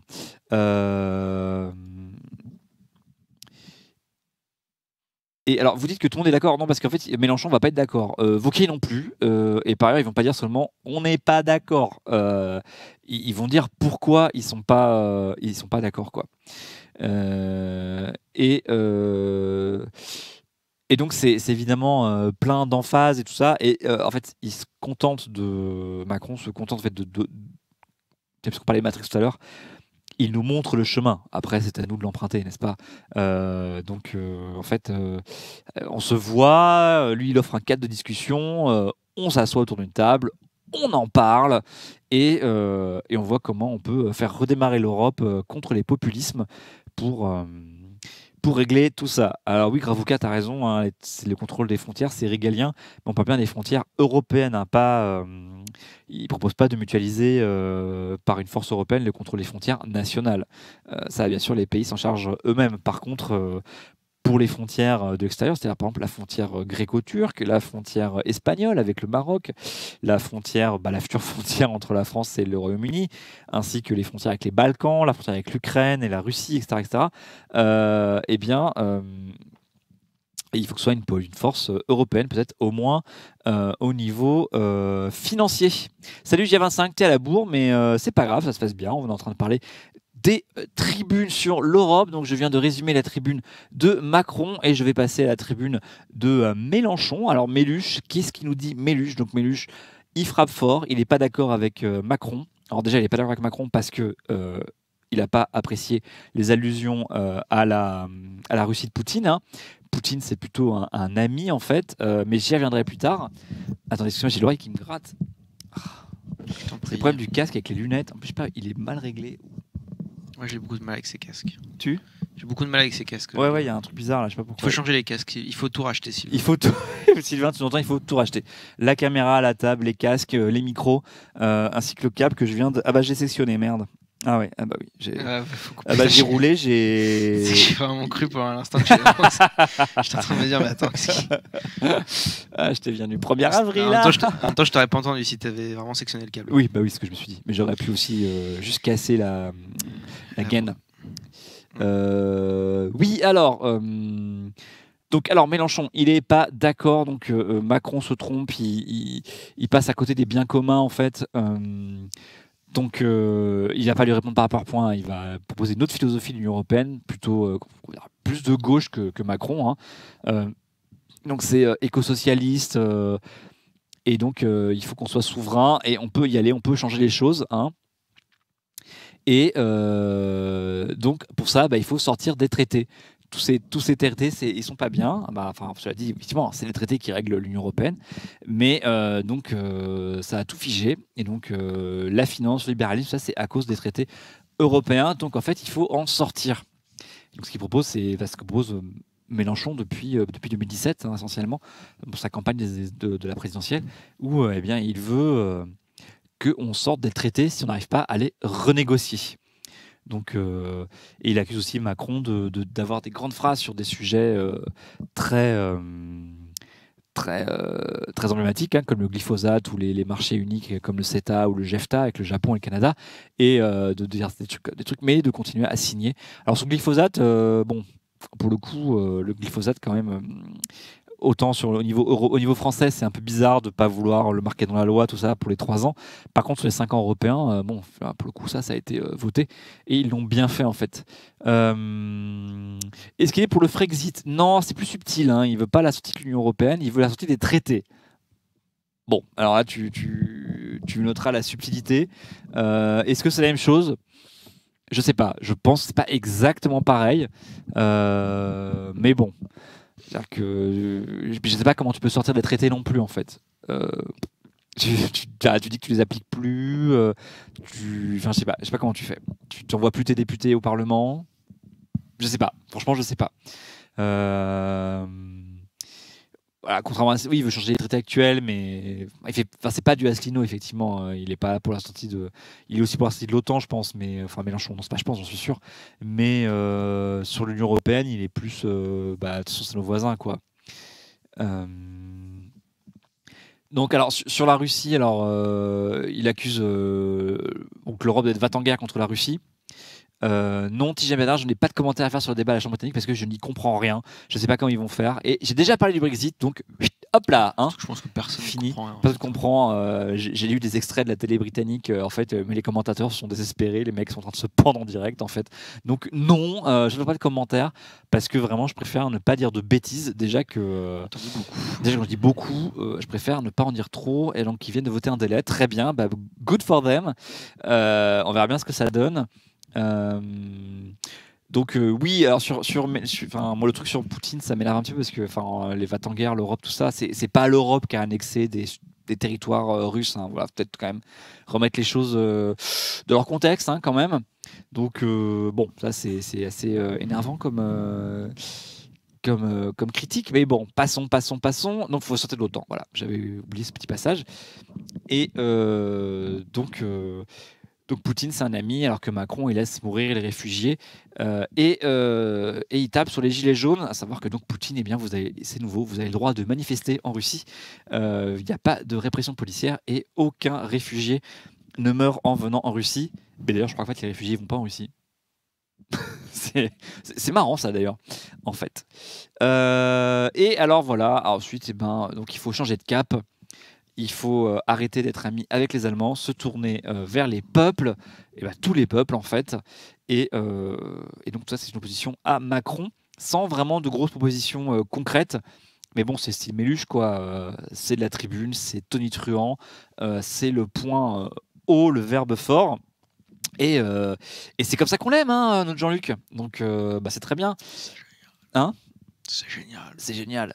Hypocrite. Pardon, c'était dans le jeu vidéo justement Fiscal Combat et j'aimais beaucoup. D'ailleurs, on va y jouer maintenant, bien sûr. On peut plus y jouer ? Si, on peut y jouer maintenant. Ah, on peut y jouer encore. Il est encore en ligne, c'est super. Attends, on va te faire un accro gaming en direct. On pourra voir qui arrive le mieux. Alors, Vauquier maintenant. Vauquier. Alors, figurez-vous, Vauquier donc a fait une réponse. Elle est parue dans Le Monde, je crois. Non, j'en suis sûr, voilà. Et le site des Républicains est tellement bien fait que vous n'avez pas de lien vers cette tribune depuis le site des Républicains. Encore, j'avais déjà critiqué le site des Républicains tout à l'heure. Mais bon. Pardon. Ah non, Jasmine, pardon, je dis pas que Macron pose des propositions concrètes. Hein. J'ai bien dit qu'il offrait aux partenaires européens un cas de discussion et on se retrouve et on discute. Hein. Après, c'est un peu plus concret dans le sens où, en tant que chef d'État, il peut pas non plus se permettre de faire du vent. Mais Mélenchon, c'est pas non plus 0% concret. Hein, mais disons qu'il s'abstient de répondre point par point à Macron. Donc, alors, qu'est-ce qu'il nous dit, Vauquier ? Alors, Vauquier, j'en ai retenu quelques trucs. Donc, déjà, il refuse le dualisme imposé par Macron entre les pro-européens et les anti-européens, les progressistes et les nationalistes, les sauveurs et les destructeurs, sans rien entre les deux. Donc, sous-entendu, non, monsieur Macron, ce n'est pas que entre vous et les fascistes. Il y a la droite modérée et j'en suis, donc, faut compter avec nous. Donc, tout eurosceptique que puisse être cette droite, en tout cas, disons, réservée et frileuse sur l'Europe, hein, la droite française, elle n'a jamais été non plus... ils s'y sont faits, mais bon, avec le vieux passé gaulliste, en plus, tout ça, ils ont du mal. Mais malgré tout, il reconnaît que l'Europe nous protège. Donc ça, c'est un acquis, en tout cas, de son côté. Mais que, par contre, Macron, il fait des beaux discours sur l'Europe. Hein, il fait référence au discours de la Sorbonne, à son discours d'Athènes, mais que, en fait, il n'a rien obtenu. Mais d'ailleurs, hein, merci Sylvie Cladus. Quand le président des Républicains communique, plus personne ne s'en aperçoit. Il faut dire d'ailleurs que même ses propres camarades ne le soutiennent pas beaucoup, puisque on a Pécresse qui est en train de s'agiter pour fédérer la partie de la droite qui n'aime pas Vauquier. Donc il y aura peut-être un nouveau pôle à droite qui va émerger. Suspense. Et il y a plein de gens qui ne seront pas au meeting des Républicains à Lyon, je ne sais plus si c'est ce soir ou demain. Donc, belle unité le parti, très belle unité. Donc, en fait, Vauquier, après, il en profite pour taper sur la France, en fait. Enfin, sur la France, pardon, sur la politique de Macron. Donc, il dit que la France est l'homme malade de l'Europe et que, bon, avant de donner des leçons à l'Europe sur comment il faut faire, etc., il faut déjà régler notre propre déficit, être sous les 3%, régler nos petits problèmes, et puis après, on pourra donner des leçons. Hein. Et après, Vauquier livre son analyse et nous dit que l'Europe, pour avancer, j'ai eu un OK. Ah bah d'accord, je crois que c'était sur la blague de Econix, il y a déjà l'UDI comme nouveau pôle. Donc l'Europe, elle doit avancer, mais attention, pas n'importe comment, hein, en gardant ses valeurs et son identité. Et là, il a 3 piliers des valeurs et d'identité européennes. Alors c'est d'abord gréco-latine, voilà, donc l'Antiquité, tout ça. judéo-chrétienne, la culture. Ah bah oui. Et puis ensuite les Lumières. Voilà, et donc il n'y a rien eu depuis Les d'ailleurs. Lumières. Les Lumières, oui, le 18e siècle, tu sais. Non mais je connais quand même. Mais je vais dire pourquoi c'est un étrange mélange, mais ok. Ah non, mais attends, oula, je pense pas que. Enfin, c'est pas un historien, hein, attention. Hein. Et oui, alors après, il dit donc que la liberté de conscience, la foi dans le progrès ou l'égalité entre les femmes et les hommes. Pourquoi Macron n'en parle-t-il pas? Alors moi, ce que j'aime bien, c'est que, par exemple, sur l'égalité entre femmes et hommes, son parti, bon. Bref, enfin, bon, bref, moi je dis ça, je dis rien. Oui, les Celtes, hein, parce qu'il y a quand même des grosses racines païennes et paganistes en Europe, hein, mais bon.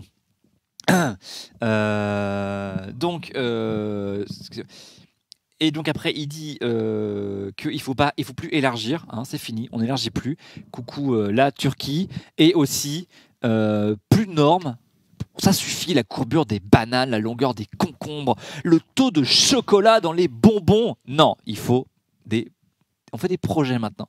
Plus de normes, on arrête d'emmerder les gens, on fait des projets. Allez, la 5G, le Lyon-Turin, hein, et on refait la grande époque du tunnel sous la Manche et de Airbus, de la coopération européenne, du béton, des gros projets industriels, comme il faut, quoi. Hein. La 5G, c'est pas une norme. Bah oui, Gravouka, non mais c'est toujours. Moi, j'aime beaucoup quand on dit les normes, c'est nul, ça va pas. J'imagine l'état de l'industrie si chaque entreprise avait adopté sa propre norme de pas de vis, quoi. Ça aurait été sûrement très drôle. Très drôle, ouais. Déjà qu'on voit que même l'informatique, on vient finalement à adopter les mêmes normes de branchement, à quelques détails près. Mais bon, bref. Effectivement, t'es obligé, mais c'est aussi pour protéger le consommateur, les normes. Hein. Quand on dit, après tous les débats sur la norme AOP, on est bien content d'avoir les normes AOP, même si elle est en danger actuellement, mais ça permet quand même de savoir de quoi on parle, quoi. C'est toujours des histoires de normes, tout ça. Après, on n'est pas obligé de tout normer, bien sûr, mais ça permet de s'assurer qu'un produit qui vous dit que c'est du chocolat, vous avez vraiment du chocolat dedans, ou si c'est sans sucre, il n'y a vraiment pas de sucre, quoi. C'est des choses comme ça qui permettent aussi de protéger le consommateur. Et donc, bon, alors là, pour le coup, il rejoint quand même Macron. Hein, il veut un protectionnisme européen. Et aussi, bien sûr, il dit pas qu'il est contre les migrants, mais c'est comme ça que j'ai noté. Mais bon, pas de ventilation européenne des migrants. Chaque pays doit décider si oui ou non il peut recevoir les migrants. On va pas non plus obliger un pays à recevoir des gens, quoi, alors qu'ils sont arrivés en Grèce ou en Espagne. Non mais enfin, et puis quoi encore? Non mais franchement, non, mais je te demande un peu, Raphaël, quoi. Non mais scandaleux. Hein, c'est n'importe quoi. Hein. Aux Grecs de gérer leurs problèmes, quoi. Voilà, ça c'est Wauquiez. Donc bon, il passe plus de temps, enfin, il tape pas mal sur Macron. Il donne son ambition pour l'Europe, qui est assez classique de la droite française. Hein. Souverainisme français, les grands projets à la De Gaulle. Bon, voilà, c'est voilà. Et donc alors, je sais qu'il y a des chefs d'État européens qui ont réagi, notamment au moins par un tweet en fait sur la tribune de Macron. Mais donc, eh bien, AKK s'est fendue, donc Madame AKK, juste au-dessus de moi là, s'est fendue d'une réponse, hein, donc, parce qu'elle dirige quand même la CDU, qui est sûrement en fait en Europe un des partis les plus puissants, hein, puisque c'est quand même le plus gros pays, le plus gros parti, donc du plus gros pays. Et donc gentiment, elle l'a traduite en français. D'ailleurs, combien de langues elle a traduit? Acertar la construction de l'Europe, bah oui, en espagnol. Elle fait elle-même ça? En polonais, ah oui, mais tu sais, elle est polyglotte. Elle-même, hein. elle est... Ah ouais, en anglais, bien sûr. C'est beau, putain. Ouais, putain, elle est forte. Hein. Ah putain, Anna, elle est balèze. Hein. Et donc, eh bien, déjà, elle donne raison alors au président français. Cool, cocorico. Hein. On ne doit dépendre ni des Russes, ni des Américains. L'Europe, elle doit prendre ses propres décisions, quoi. Donc, il faut aussi c'est-à-dire qu'il faut donc renforcer la coopération européenne, qu'on sache prendre des décisions. Donc il faut défendre alors là c'est beau, hein, notre European Way of Life, notre mode de vie fait de démocratie représentative, de parlementarisme, d'état de droit, de libertés individuelles et d'économie sociale de marché, à la fois pour nous-mêmes et aussi comme modèle pour le monde entier. Et donc, eh bien, à tout ça, eh bien, qu'une seule réponse à apporter, eh bien, c'est une Europe plus forte. Est-ce que ça implique la sortie de l'OTAN? Eh bien non, pas du tout, puisqu'elle répète plusieurs fois, mon cher Philem, que l'Europe doit quand même rester, alors elle dit transatlantiste, enfin atlantiste en tout cas, et c'est-à-dire alliée avec le reste de, entre guillemets, l'Occident, c'est-à-dire l'Amérique du Nord. Mais c'est pas, enfin pour le coup, c'est pas parce qu'on est à l'OTAN que on dépend après à chaque fois à 100% de ce que décide les États-Unis. À savoir que quand Bush a envahi l'Irak, on n'était pas obligé d'aller avec lui, quoi. L'OTAN n'engage les pays membres qu'en cas d'agression d'un pays membre. C'est-à-dire que si la Russie attaque la Turquie, ce qui est hautement improbable, mais voilà, ou la Grèce, voilà, un pays membre de l'OTAN, la Turquie attaque la Grèce, et ben en fait l'OTAN doit réagir. Enfin, voilà, c'est automatique. Ou la Pologne, voilà. C'est la Pologne qui se fera envahir par la Russie. Hein. C'est une vieille habitude. Et ben hop, l'OTAN devrait intervenir. Et si la Turquie attaque la Russie? Ah bah non, là c'est la Turquie se démerdait là. Là il n'y a pas de l'OTAN. Je crois pas que l'OTAN prévoit une attaque. La Turquie est dans l'OTAN, oui, mais vu que c'est pas elle qui sera agressée, je pense que là on peut dire ah oui mais écoute t'as attaqué. Ce serait un peu une mauvaise idée de la part de la Turquie, je pense. Alors bon, quand même, elle est de droite, hein, Kaka, hein, donc attention. Hein, donc l'Europe va aller bien, tout ça, les gens ils l'apprécient. L'Europe c'est une réussite, hein, elle le dit, elle fait partie des générations et des générations entières d'Européens qui n'ont pas connu la guerre sur leur sol. Hein, et ça c'est la première fois depuis des siècles dans l'histoire européenne. Là aussi elle fait une allusion aussi à l'OTAN qui a protégé l'Europe de l'URSS, hein, du bloc communiste. Donc elle dit que les Européens aiment l'Europe, hein, mais que cette Europe va trop lentement. Elle cite aussi l'exemple du Venezuela. On a mis des plombes à prendre une position commune sur le climat aussi, sur le numérique, sur les migrants. Donc il ne s'agit pas d'être pour ou contre l'Union européenne, qui est un fait aujourd'hui, mais que il faut voir comment on va s'occuper de tous ces problèmes, quoi. Hein, c'est tout. Et donc il faut continuer à unifier l'Europe, mais alors en respectant la subsidiarité de chacun des pays. C'est-à-dire, il ne faut pas faire de grande France ou de grande Allemagne, hein, ce qui est un défaut assez courant, surtout en France pour le coup, mais une convergence progressive en garantissant à chacun la stabilité offerte par un marché commun et un espace monétaire unique.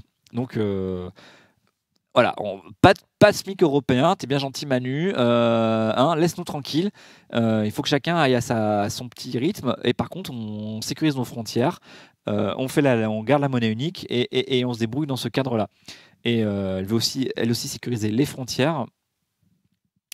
Et là aussi, elle veut donc plus d'Europe, tout en restant donc atlantiste. Et elle parle, alors évidemment, là, ça va faire hurler l'extrême droite française, hein, un siège européen à l'ONU, un siège commun, donc, hein, n'est-ce pas?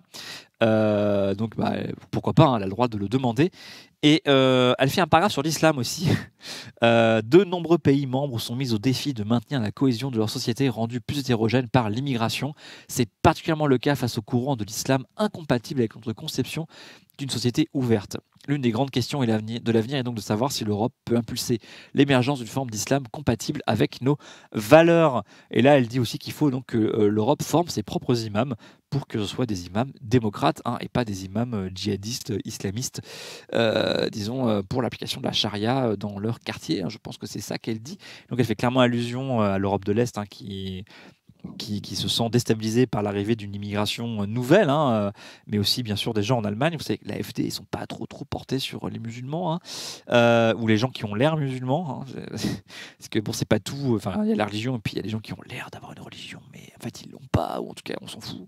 Alors elle parle aussi de la chute du mur. L'Allemagne, hein, vous savez, quand même, a été coupée en deux, donc c'est pas anodin pour elle d'en parler. Donc elle dit que tous les pays de l'ex-bloc soviétique ont évidemment vocation à rejoindre l'UE ou à y rester. Mais par contre, on ne négocie pas sur nos valeurs. Donc ça, hein, coucou Orban, coucou le PiS en Pologne, coucou aussi la Turquie, hein, comme on a vu avec le vote pour suspendre les négociations sur l'adhésion. Et voilà, donc elle finit après. Nous avons besoin d'atouts stratégiques pour notre industrie, nos technologies et nos innovations, d'un sentiment de sécurité pour nos concitoyens européens et de capacité de politique extérieure et de sécurité commune pour faire entendre nos intérêts.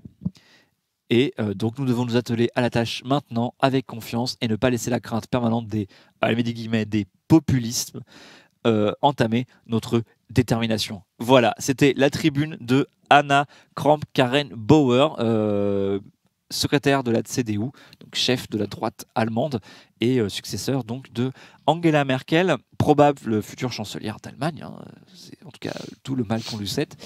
Et voilà, en effet, ça grave, l'OTAN c'était pour la guerre froide. Et donc c'était pour protéger l'Europe et offrir à l'Europe un parapluie militaire contre l'URSS et les chars russes qui pouvaient à tout moment déferler sur l'Europe de l'Ouest. On en rigole aujourd'hui, mais n'empêche, il y a plusieurs moments où on n'est pas passé loin d'un affrontement. Qu'est-ce que tu dis ? On rigole aujourd'hui, mais on voyait pas le fond du bol. D'accord. Ça n'avait pas le coup de répéter, hein, clairement. Non, effectivement. Je vous rappelle qu'il y a eu un blocus de Berlin-Ouest qui a conduit à une situation très tendue qui aurait pu dégénérer en conflit ouvert, mais personne ne voulait vraiment. Mais moi, ça n'a pas été non plus la franche rigolade entre les deux blocs en Europe. Enfin, il faut se rendre compte que c'est une époque où tu avais des Européens qui n'avaient pas le droit d'aller de l'autre côté du mur. Et quand, en tant qu'Européen de l'Ouest, tu pouvais aller de l'autre côté du mur, c'était tout un tas il fallait passer la frontière et après tu n'avais pas le droit d'aller n'importe où et bien en plus tu n'avais pas forcément, tu avais l'obligation de dépenser toutes tes devises avant de sortir. Oui, parce qu'il fallait pas que tu partes avec de l'argent du pays et voilà. Et les gens là-bas n'avaient pas le droit non plus de quitter leur pays forcément sans autorisation. Bon, puis c'était un régime de parti unique. C'est juste des petits détails comme ça. Bien, alors, il nous reste un quart d'heure. Mais attendez, qu'est-ce qu'il reste de quoi ? Parler de quoi ? Oh, c'est bien. Alors, ça y est, LR, oui, donc les Républicains, ils ont une liste. Ils ont une liste qu'ils nous ont présentée. Alors, c'est pas les 79 noms, mais on s'en fiche. Ce sont les 20 premiers noms. Les 26 premiers noms, avec quelques petits détails, puisque donc la 6e place, c'est pour les centristes d'Hervé Morin, une femme. Voilà. Donc à Hervé Morin de trouver une centriste pour compléter la liste. Et vous avez aussi la 18e place aussi pour une autre femme issue des centristes d'Hervé Morin. J'espère qu'ils ont plein de femmes aux centristes d'Hervé Morin parce que évidemment c'est à eux de fournir le quota. Et la 20e place, pareil, c'est pour une femme des Outre-mer. Alors on ne sait pas, sera-t-elle réunionnaise, guyanaise, antillaise, allez savoir. Et donc ce sera quelqu'un des Outre-mer, sachant que ce sera en fait, je ne sais pas s'il y a peut-être des gens de l'Outre-mer dans les places d'avant, mais c'est pas dit, je connais pas assez bien les autres. Donc on nous a bien vendu les 3 premiers, surtout les 2 premiers membres de la liste comme le renouveau, le renouveau du parti. Agnès Evrin, personne ne la connaît. François-Xavier Bellamy, c'est pareil, il est quand même nouveau, il est assez jeune, il a 33 ans. Mais alors, Arnaud Danjean, il est sortant, mais on le connaît pas trop, on peut dire que c'est un petit nouveau. Par contre, après, on retrouve des vieux de la vieille, quoi. Allez, Morano et Hortefeux, hop là. Allez. Ensuite, Geoffroy Didier, là, c'est... je crois pas qu'il soit élu, mais en tout cas, c'est pas un tout nouveau non plus. Anne Sander, je ne connais pas. Frédéric Pechnard, ça, c'est un ex-sarkozyste de choc. Et puis après, on est dans les là, plus selon le score qu'ils vont faire, c'est pas forcément des gens qui vont être élus. Lydia Guérousse, elle est connue quand même. Et après, alors là, après, je sais pas du tout. Après, je sais pas du tout. Moi, ce qui m'a surpris, c'est que cette liste, en fait, là, je l'ai récupérée d'un tweet de journaliste qui mettait la copie d'écran de ce communiqué de presse, donc signé d'Éric Ciotti, le président de la commission d'investiture. Mais figurez-vous, cette liste, elle n'est pas sur le site des Républicains. C'est quand même fou, quoi. Fake news. C'est des fake news. Non, mais c'est dingo, quoi. Les mecs, ils font une liste, ils l'annoncent à la presse, elle n'est pas sur le site du parti. Non mais merde, je sais pas quand même. Mais allô quoi, allô. Non mais sérieusement, comment vous voulez qu'après on essaye de bonjour la transparence? Non mais c'est clair. Que va penser Aurélie pour son phoning? La fameuse Aurélie, son phoning. Ou si vous êtes volontaire pour aller à la rencontre des Français et porter le programme des Républicains, comment vous voulez faire? Non mais je sais pas. C'est quand même incroyable. Ça me tue, ça me tue ça. tu fais fuiter, tu corriges en fonction des réactions. Merci Peter Dezer. Bon, en tout cas, moi, ce que j'ai vu le plus qui a fait réagir, c'est la fameuse 20e place réservée à un représentant des Outre-mer, sachant qu'en fait, ce sera une femme, donc c'est plutôt une représentante. Où les gens disent ah ok, donc hop, on fout un ultramarin au pif, on s'en fout, sachant que de toute façon, la 20e place, il y a quand même peu de chances qu'elle soit éligible. Dans la mesure où là, bon, enfin, s'ils faisaient 20%, c'est possible. Mais là, bon, allez, ils vont faire 15. Enfin, après, c'est fait ça à cause des sondages, hein, je peux me tromper. Mais bon, ils sont mal barrés. Enfin, c'est mal parti, quoi. C'est mal parti. Donc, Allô. Non mais allô quoi. merci, je me suis dit, qu'est-ce que tu nous fais là? Un plaisir. C'est quoi ce petit soupir que tu nous livres? Ok, très bien, merci. C'est ce qu'on peut. Hein. On fait ce qu'on peut, très bien. Voilà, donc c'était la liste. Alors, il se trouve aussi que OPS, alors là, il y en a qui ont dit non, c'est pas vrai. Ou il a régité en roue libre, il est 50, on tolère. Je tente d'apporter des choses nouvelles. Tu peux passer à l'autre. Oui, non, mais tu sais, tu tentes des trucs, quoi. Donc, alors, il y a eu le scan politique du Figaro a fait fuiter quelque chose. Et les dossiers ont dit, mais non, c'est pas vrai. Mais, il semblerait. Enfin, c'est assez crédible, mais bon, je sais pas si c'est vrai, évidemment, hein, mais. Donc Faure avait déjà dit qu'il était prêt à mener la liste, comme j'ai dit au début de l'émission, et donc c'est ça qu'il faudrait qu'il abandonne après son poste de député. Hein. Il serait plus, il pourrait rester premier secrétaire du PS, mais il faudrait qu'il aille à Bruxelles quand même.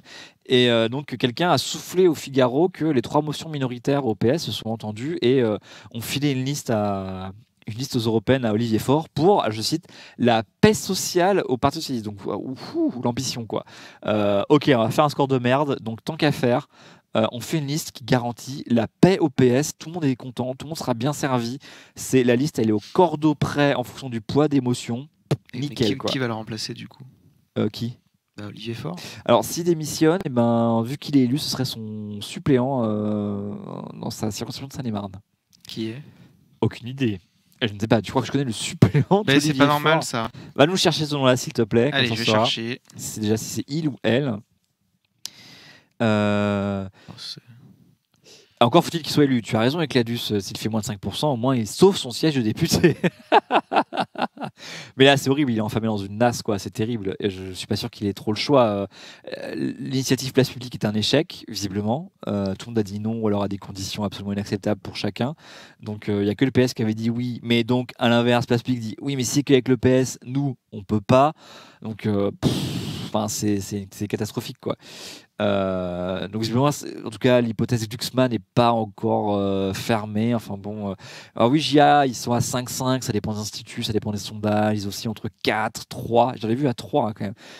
Et ils sont montés à 6 ou 7. Bon voilà, tout ça c'est la marge d'erreur. Hein, et c'est pas glorieux. Hein, c'est horrible. Enfin, je trouve ça horrible, quoi. Mais non, mais pour Force, c'est dur, quoi. C'est dur.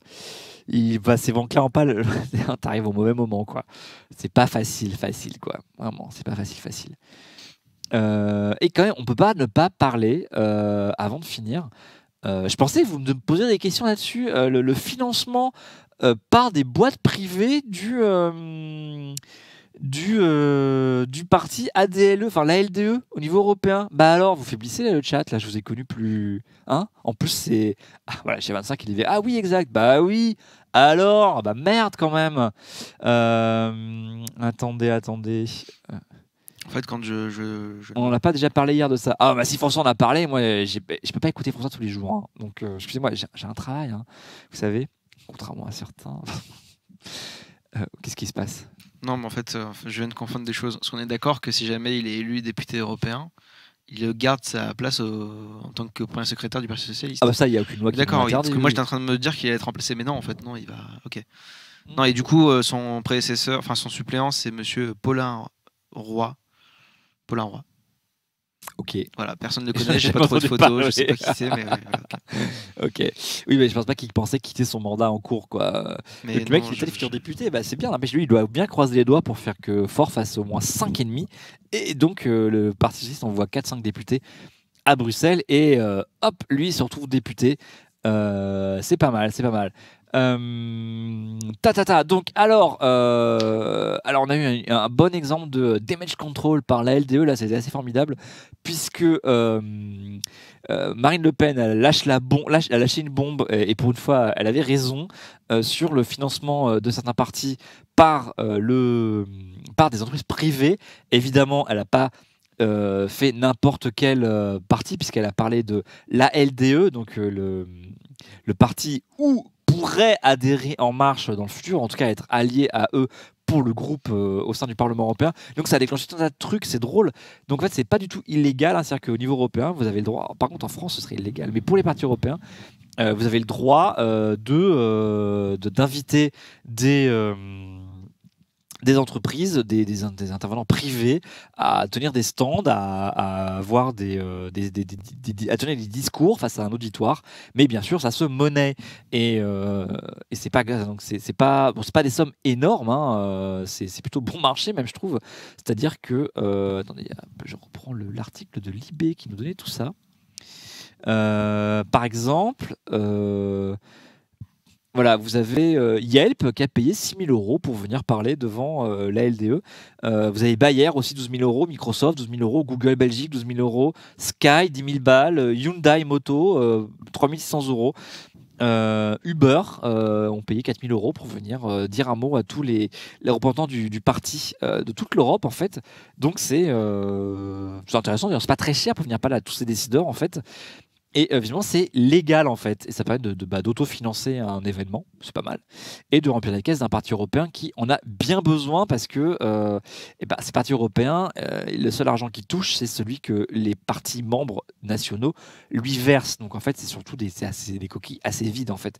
C'est des partis qui n'ont de pouvoir, en fait, que ce que veulent bien leur donner les partis membres, et qui sont fait des trucs qui sont en sommeil jusqu'aux élections européennes, où à ce moment-là, boum, ils se mettent en branle pour élire leur Spitzenkandidat, mettre en route une espèce de charte de campagne européenne. Et après les élections, ils s'éteignent un petit peu, et ils sont à pas confondre par ailleurs avec le groupe parlementaire européen, comme en France d'ailleurs, hein, le Parti socialiste, il ne faut pas le confondre avec le groupe parlementaire des députés socialistes, où il peut y avoir des non-socialistes, et là c'est pareil, hein, le groupe merci, tout à fait. Le groupe socialiste au Parlement européen, il y a des apparentés, le groupe des Verts n'est pas composé que de Verts, le groupe des libéraux, il n'y a pas que des libéraux, etc., etc., et le PPE c'est pareil. Donc tout ça est pas exactement la même chose. Donc là, alors je sais plus si c'est un financement européen, j'avais potassé le sujet quand j'en avais parlé dans une émission, et puis j'ai oublié parce que c'est pas intéressant, enfin si c'est intéressant, mais c'est chiant.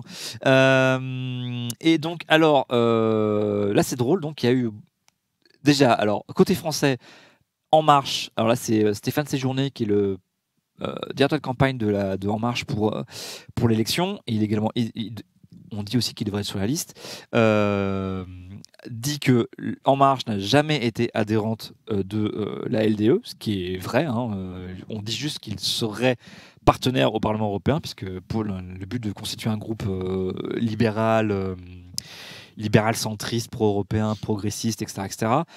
Et la LDE, dans la foulée, balance un communiqué de presse pour dire que on va abandonner cette pratique. Et ça a du bon finalement, hein. Parfois il suffit d'éclairer un truc et hop, c'est abandonné, quoi, hein. Pas la peine de s'embêter avec des nouveaux règlements, hein. Regardez, c'est pas bien ce qu'ils font, ah ok, on arrête. Bon, ils vont pas rendre l'argent, bien sûr, les 140 000 € empochés dans l'événement de 2018 là, qui était celui en cause, vont évidemment rester dans les caisses du parti, mais faut voir que pour un parti européen, 140 000 €, c'est quand même pas beaucoup, hein. Je veux dire, bon, vous faites pas tourner une grosse machine avec ça, hein. Ça fait quelques permanents et tout. Heureusement qu'ils n'ont pas que ça, hein, sinon, dites donc. Enfin bon, voilà. Donc pour prouver tout ça, il a dû passer toutes ces journées. Hein, j'ai raté ma blague. T'as raté ta blague. J'ai dit pour prouver tout ça, il a dû y passer toutes ces journées. Ouais, mais ça tombe trop tard. Ces journées, on a trop tard, et en plus, j'ai bégayé. Mais mais là, c'est n'importe quoi. Ça voulait rien dire, bref. Voilà. Hein. Et donc, tu sors, j'ai un 5 très bien, ça tombe à pic, hein. Alors, vous nous dites que ça y est, on va reporter la date du. D'accord. Du Brexit, ok. Alors, on va peut-être finir sur les. Oh, j'ai page qui s'est mal chargée. On va regarder juste les projections du Parlement. À quoi ressemblerait le Parlement, là, hein? Est-ce que ça a changé par rapport à... Ah non, les projections n'ont pas changé, en fait. Ouin. Ouin. Tant pis, c'est pas intéressant. Désolé. Ils n'ont pas mis à jour. Bah non, mais ils ont pas. Enfin, Europelec n'a pas mis à jour sa projection des sièges. On est toujours avec LDE à 100, le Parti populaire européen qui perd 50 sièges, et les Verts qui en gagnent. Alors qui en perdent 2. Ah oui, mais bon, c'est bizarre ça m'étonne parce que bref, c'est pas grave. Oui, et le rolling de Paris Match, ouais, ça c'est pas les rollings. Après, il faut pas forcément s'alarmer d'une baisse. Attends, on va les regarder, tiens. Et après, on va se laisser là-dessus. Hein. C'est le Euro Rolling IFOP fiducial. Allez, hop, poum poum. Il tombe à 18h tous les jours. Ouh, Boudiou, c'est moche leur logo là. Vas-y, passe dessus, s'il te plaît. Attends. En plein écran. Vas-y, c'est bon. Merci. Ouais, alors, bah. C'est bizarre leur logo là, le PS, on dirait le logo de 89 quoi. C'est assez. Alors ils ont plus ce logo là, enfin ils ont vraiment pas pris le. Autant ils sont à jour pour les écolos, tout ça, mais pas pour le PS. Ils ont plus le logo, ils ont une petite feuille maintenant en dessous. Oui, donc c'est le genre de sondage où il faut pas. C'est souvent assez stable en fait, hein, parce que ça bouge pas en un jour. Hein. Puis surtout ils ont, je sais pas, 1 millier de personnes et ils font 300 en fait à chaque fois pour en fait pas demander à chaque fois aux mêmes personnes. Donc ça rolling aussi au sein des sondés qui sont en fait interrogés 1 fois sur 3 si je ne me trompe pas. Et donc si on regarde depuis le début du sondage. Ok, ouais, super. En fait, cette élection, ça va être l'élection. On aurait eu les scores depuis le début, hein, vous voyez, voilà. Finalement, c'est juste sur une semaine là, donc. Ouais, ça fait qu'une semaine, mais bon, donc c'est des sondages, voilà, c'est des sondages où on peut regarder tous les jours, mais c'est pas à 0,5 qu'il faut se. À part un gros événement, il y a peu de chances que ça. C'est rare que ça. Mais justement, le fait qu'ils ne sont pas les 100% fait que ça va pas forcément bouger d'un coup, puisqu'ils vont pas avoir tous l'échantillon d'un coup. Voilà, donc ça va sûrement bouger, effectivement, hein, s'il y en a qui font une extra bonne campagne, d'autres qui font n'importe quoi. Si les débats sont suivis et qu'il y a une tête de liste qui fait un coup d'éclat, qui réussit magistralement bien son débat, je sais pas, j'ai fait n'importe quoi à mon casque là. Ah, mais c'est ça en fait.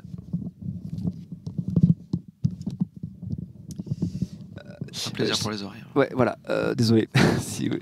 Donc, alors, pour répondre à Salva Graf, donc, est-ce qu'il y a des chiffres pour l'abstention? Oui, on sait qu'il y aura entre 40 et 50% d'abstention, de participation. Est-ce que vous comptez voter, vous? Déjà, est-ce que vous comptez voter, bien sûr. C'est vous. Et puis, on sait, mais par contre, on peut pas. Enfin, les scores sont dans les suffrages exprimés, donc de toute façon, il peut y avoir que 200 personnes qui vont voter en France. De toute façon, le score sera établi à partir de ces 200 votes. Hein. Donc c'est pas.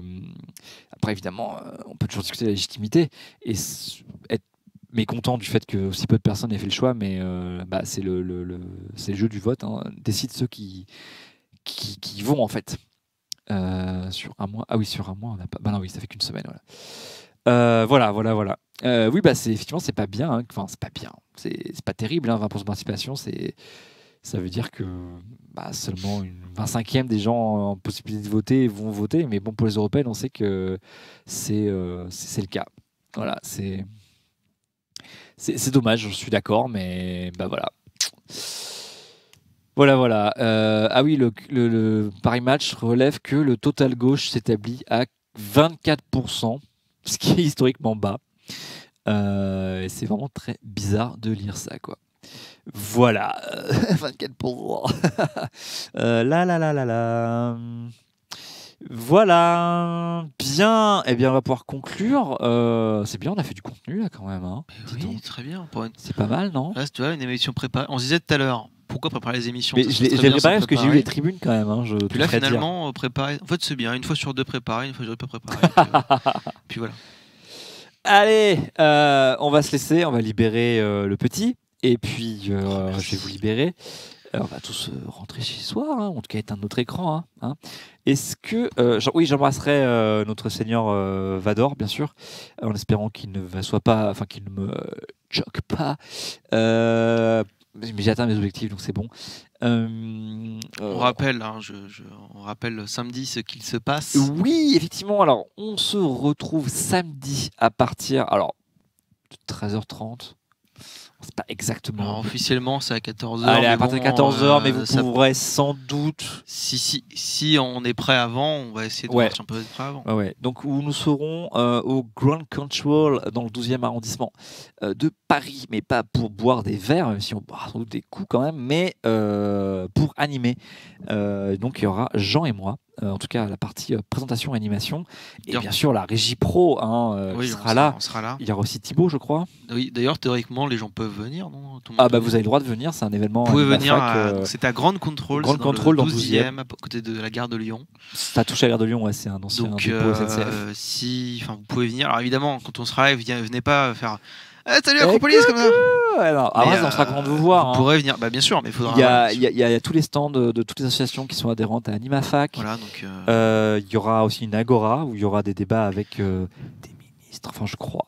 On En tout devrait- cas, au moins entre jeunes, nous on va recevoir des politiques divers et variés. Oui. On parlera aussi de ce qui se passe sur l'événement. On parlera des associations J'ai déjà d'Animafac, balancé le nom. des hein, sujets. j'ai- Hein, t'as balancé le nom. Ok. C'est juste que effectivement, il y a encore des mises au point sur les horaires, mais C'est sinon, ça. on devrait donc avoir Ça va être 3 hommes politiques, enfin trois 3 hommes et personnalités femmes politiques, ce sera 2 femmes sur plus un Deux homme. femmes, Deux deux femmes et un femmes homme. d'ailleurs, 2 femmes. 2 femmes et un homme. Ça reste d'être assez improvisé au niveau des réceptions de politique, justement. Malheureusement, ils ont un emploi du temps qui est très chargé. Vous et savez du ce que coup, c'est, bien sûr. Bah oui, donc, la du coup, politique, malheureusement, on est obligé cette de faire en fonction. Voilà. Je ne sais pas si les gilets jaunes vont appliquer. On sera, pas du tout sur le trajet de la manifestation. Ils sont plutôt à l'ouest. Puis ils seront 4000. Enfin, donc ça devrait aller quand même. On sera plus nombreux, je crois. Ouais, bien sûr. Ouais, voilà. Oui, je pense pas De qu'ils. toute façon, les gilets jaunes, ils veulent forcément les Champs-Élysées. Donc, ça, c'est typique des gens. À moins qu'ils veuillent méchants. volontairement nous boycotter, nous, mais je pense pas. Je sais pas ce qu'ils auraient contre Animafac en fait. Je sais pas trop. Bien, voilà. Donc, on vous donne rendez-vous sur Animafac, non, sur Acropolis, Oui. avec Animafac, bien sûr, et toutes les associations partenaires d'Animafac pour donc au moins 4 heures de direct. Ce sera un plateau. depuis ce sera l'événement. pas de commentaires, ce sera un Ah plateau. ouais, on sera en avec, plateau, bien il y sûr. aura On des verra les gens, on aura des micro-cravates. Micro-mains, bon ok, on aura des micro-mains, on aura la tablette pour lire le chat, on recevra plein de jeunes, non ça va être bien, ça va être pas mal d'improvisation, mais ça va être sympa. Absolument. Sympa. C'était une aventure humaine, j'ai envie de dire en fait. Moi je pense que c'est beaucoup de rencontres, effectivement. beaucoup de rencontres, ouais, ouais. beaucoup de chaleur, je pense qu'on en ressortira avec des liens qu'on n'a pas encore, toi et moi par exemple, tu vois, voilà. Non, c'est pas une fausse joie. Le micro-cravate c'est sympa, mais le tenir à la main c'est pas mal aussi en fait. C'est-à-dire qu'en fait, le micro-cravate c'est bien dans la mesure où t'as rien à toucher, sauf que le problème c'est que le micro-cravate tu le cognes. Il se cogne. Et des fois, il s'enlève. Et en fait, comme on aura beaucoup d'invités, ça va être compliqué si chaque fois il faut changer les micro-cravates. Ah, c'est clair. Alors, on aurait pu te mettre pour toi un micro-cravate et pour les invités un micro-main. Oui, mais ça fait des sons différents, on l'a déjà dit. Et voilà, ça fait des sons différents. Ouais, on vous apprend un peu les chiant. trucs sur les. Donc, comment on aura fait les tous directs, des micro-mains. Alors, évidemment, Très il faudra que les invités parlent bien dedans parce que des fois, les gens ils font comme ça avec le Et micro-main. nous leur répéterons. Et tenir 4 heures à micro-main. Mais on fera des pauses quand même. Il y aura il ferait comme ça. 2 animateurs, Jean et moi, plein d'invités. On se relaiera. On ira aussi animer l'Agora, normalement. Ça sera pas streamé par contre, donc si vous voulez le voir à l'Agora, il faut venir à l'événement d'Animafac. Donc suivez sur animafac.net, vous avez toutes les informations, le programme, les stands, etc. Les associations présentes, on peut vous balancer le lien d'ailleurs dans le chat, c'est pas un problème. Sur le Discord, vous l'aurez d'ailleurs. Ou sur le Discord, ouais, exactement. J'ajouterais que le micro-main permet de donner une contenance à l'animateur, puisque comme ça il sait déjà faire quelque chose, quoi faire d'une de ses mains. Et c'est pas mal. Tu auras une belle veste ou pas? Est-ce que je mettrais une veste? Non, peut-être faire petite chemise quand même. Une chemise? Ouais, une chemise, on reçoit des ministres quand même, tu vois, je sais d'être un peu propre. Bon, François, ça l'a pas dérangé. Je sais. Mais François, il fait ce qu'il veut. Il a pu venir en short et en claquette, il serait venu comme ça. C'est l'esprit Acropolis, qu'est-ce que tu veux? C'est bien aussi. Je verrai en fonction de l'humeur. Voilà, être gentil avec la régie, car elles seront là depuis assez tôt le matin, contrairement à nous, bien sûr. Je viendrai pas trop tard, je te rassure, mais bon. Non, mais t'inquiète. Tiens, en plus j'ai une famille, quoi. Bien, allez, on vous libère. C'est le rebelle d'équipe, François. Ouais, no iron, quoi. Jamais de faire à repasser, c'est pour les faibles. Donc, on vous fait tous des bisous. À samedi. Si vous pouvez pas samedi, c'est le programme habituel à partir de la semaine prochaine, mardi les QAG, mercredi les QAG, jeudi à nouveau moi, Toi. pour l'après-midi avec Party Time et l'Europe Bordel. Bah voilà, je crois qu'on a tout dit. Hein. Ouais, bah, tout à fait. Donc à samedi, et des bisous, des bisous. Bonne et soirée. à bientôt, bonne soirée. Au revoir. Bon débat.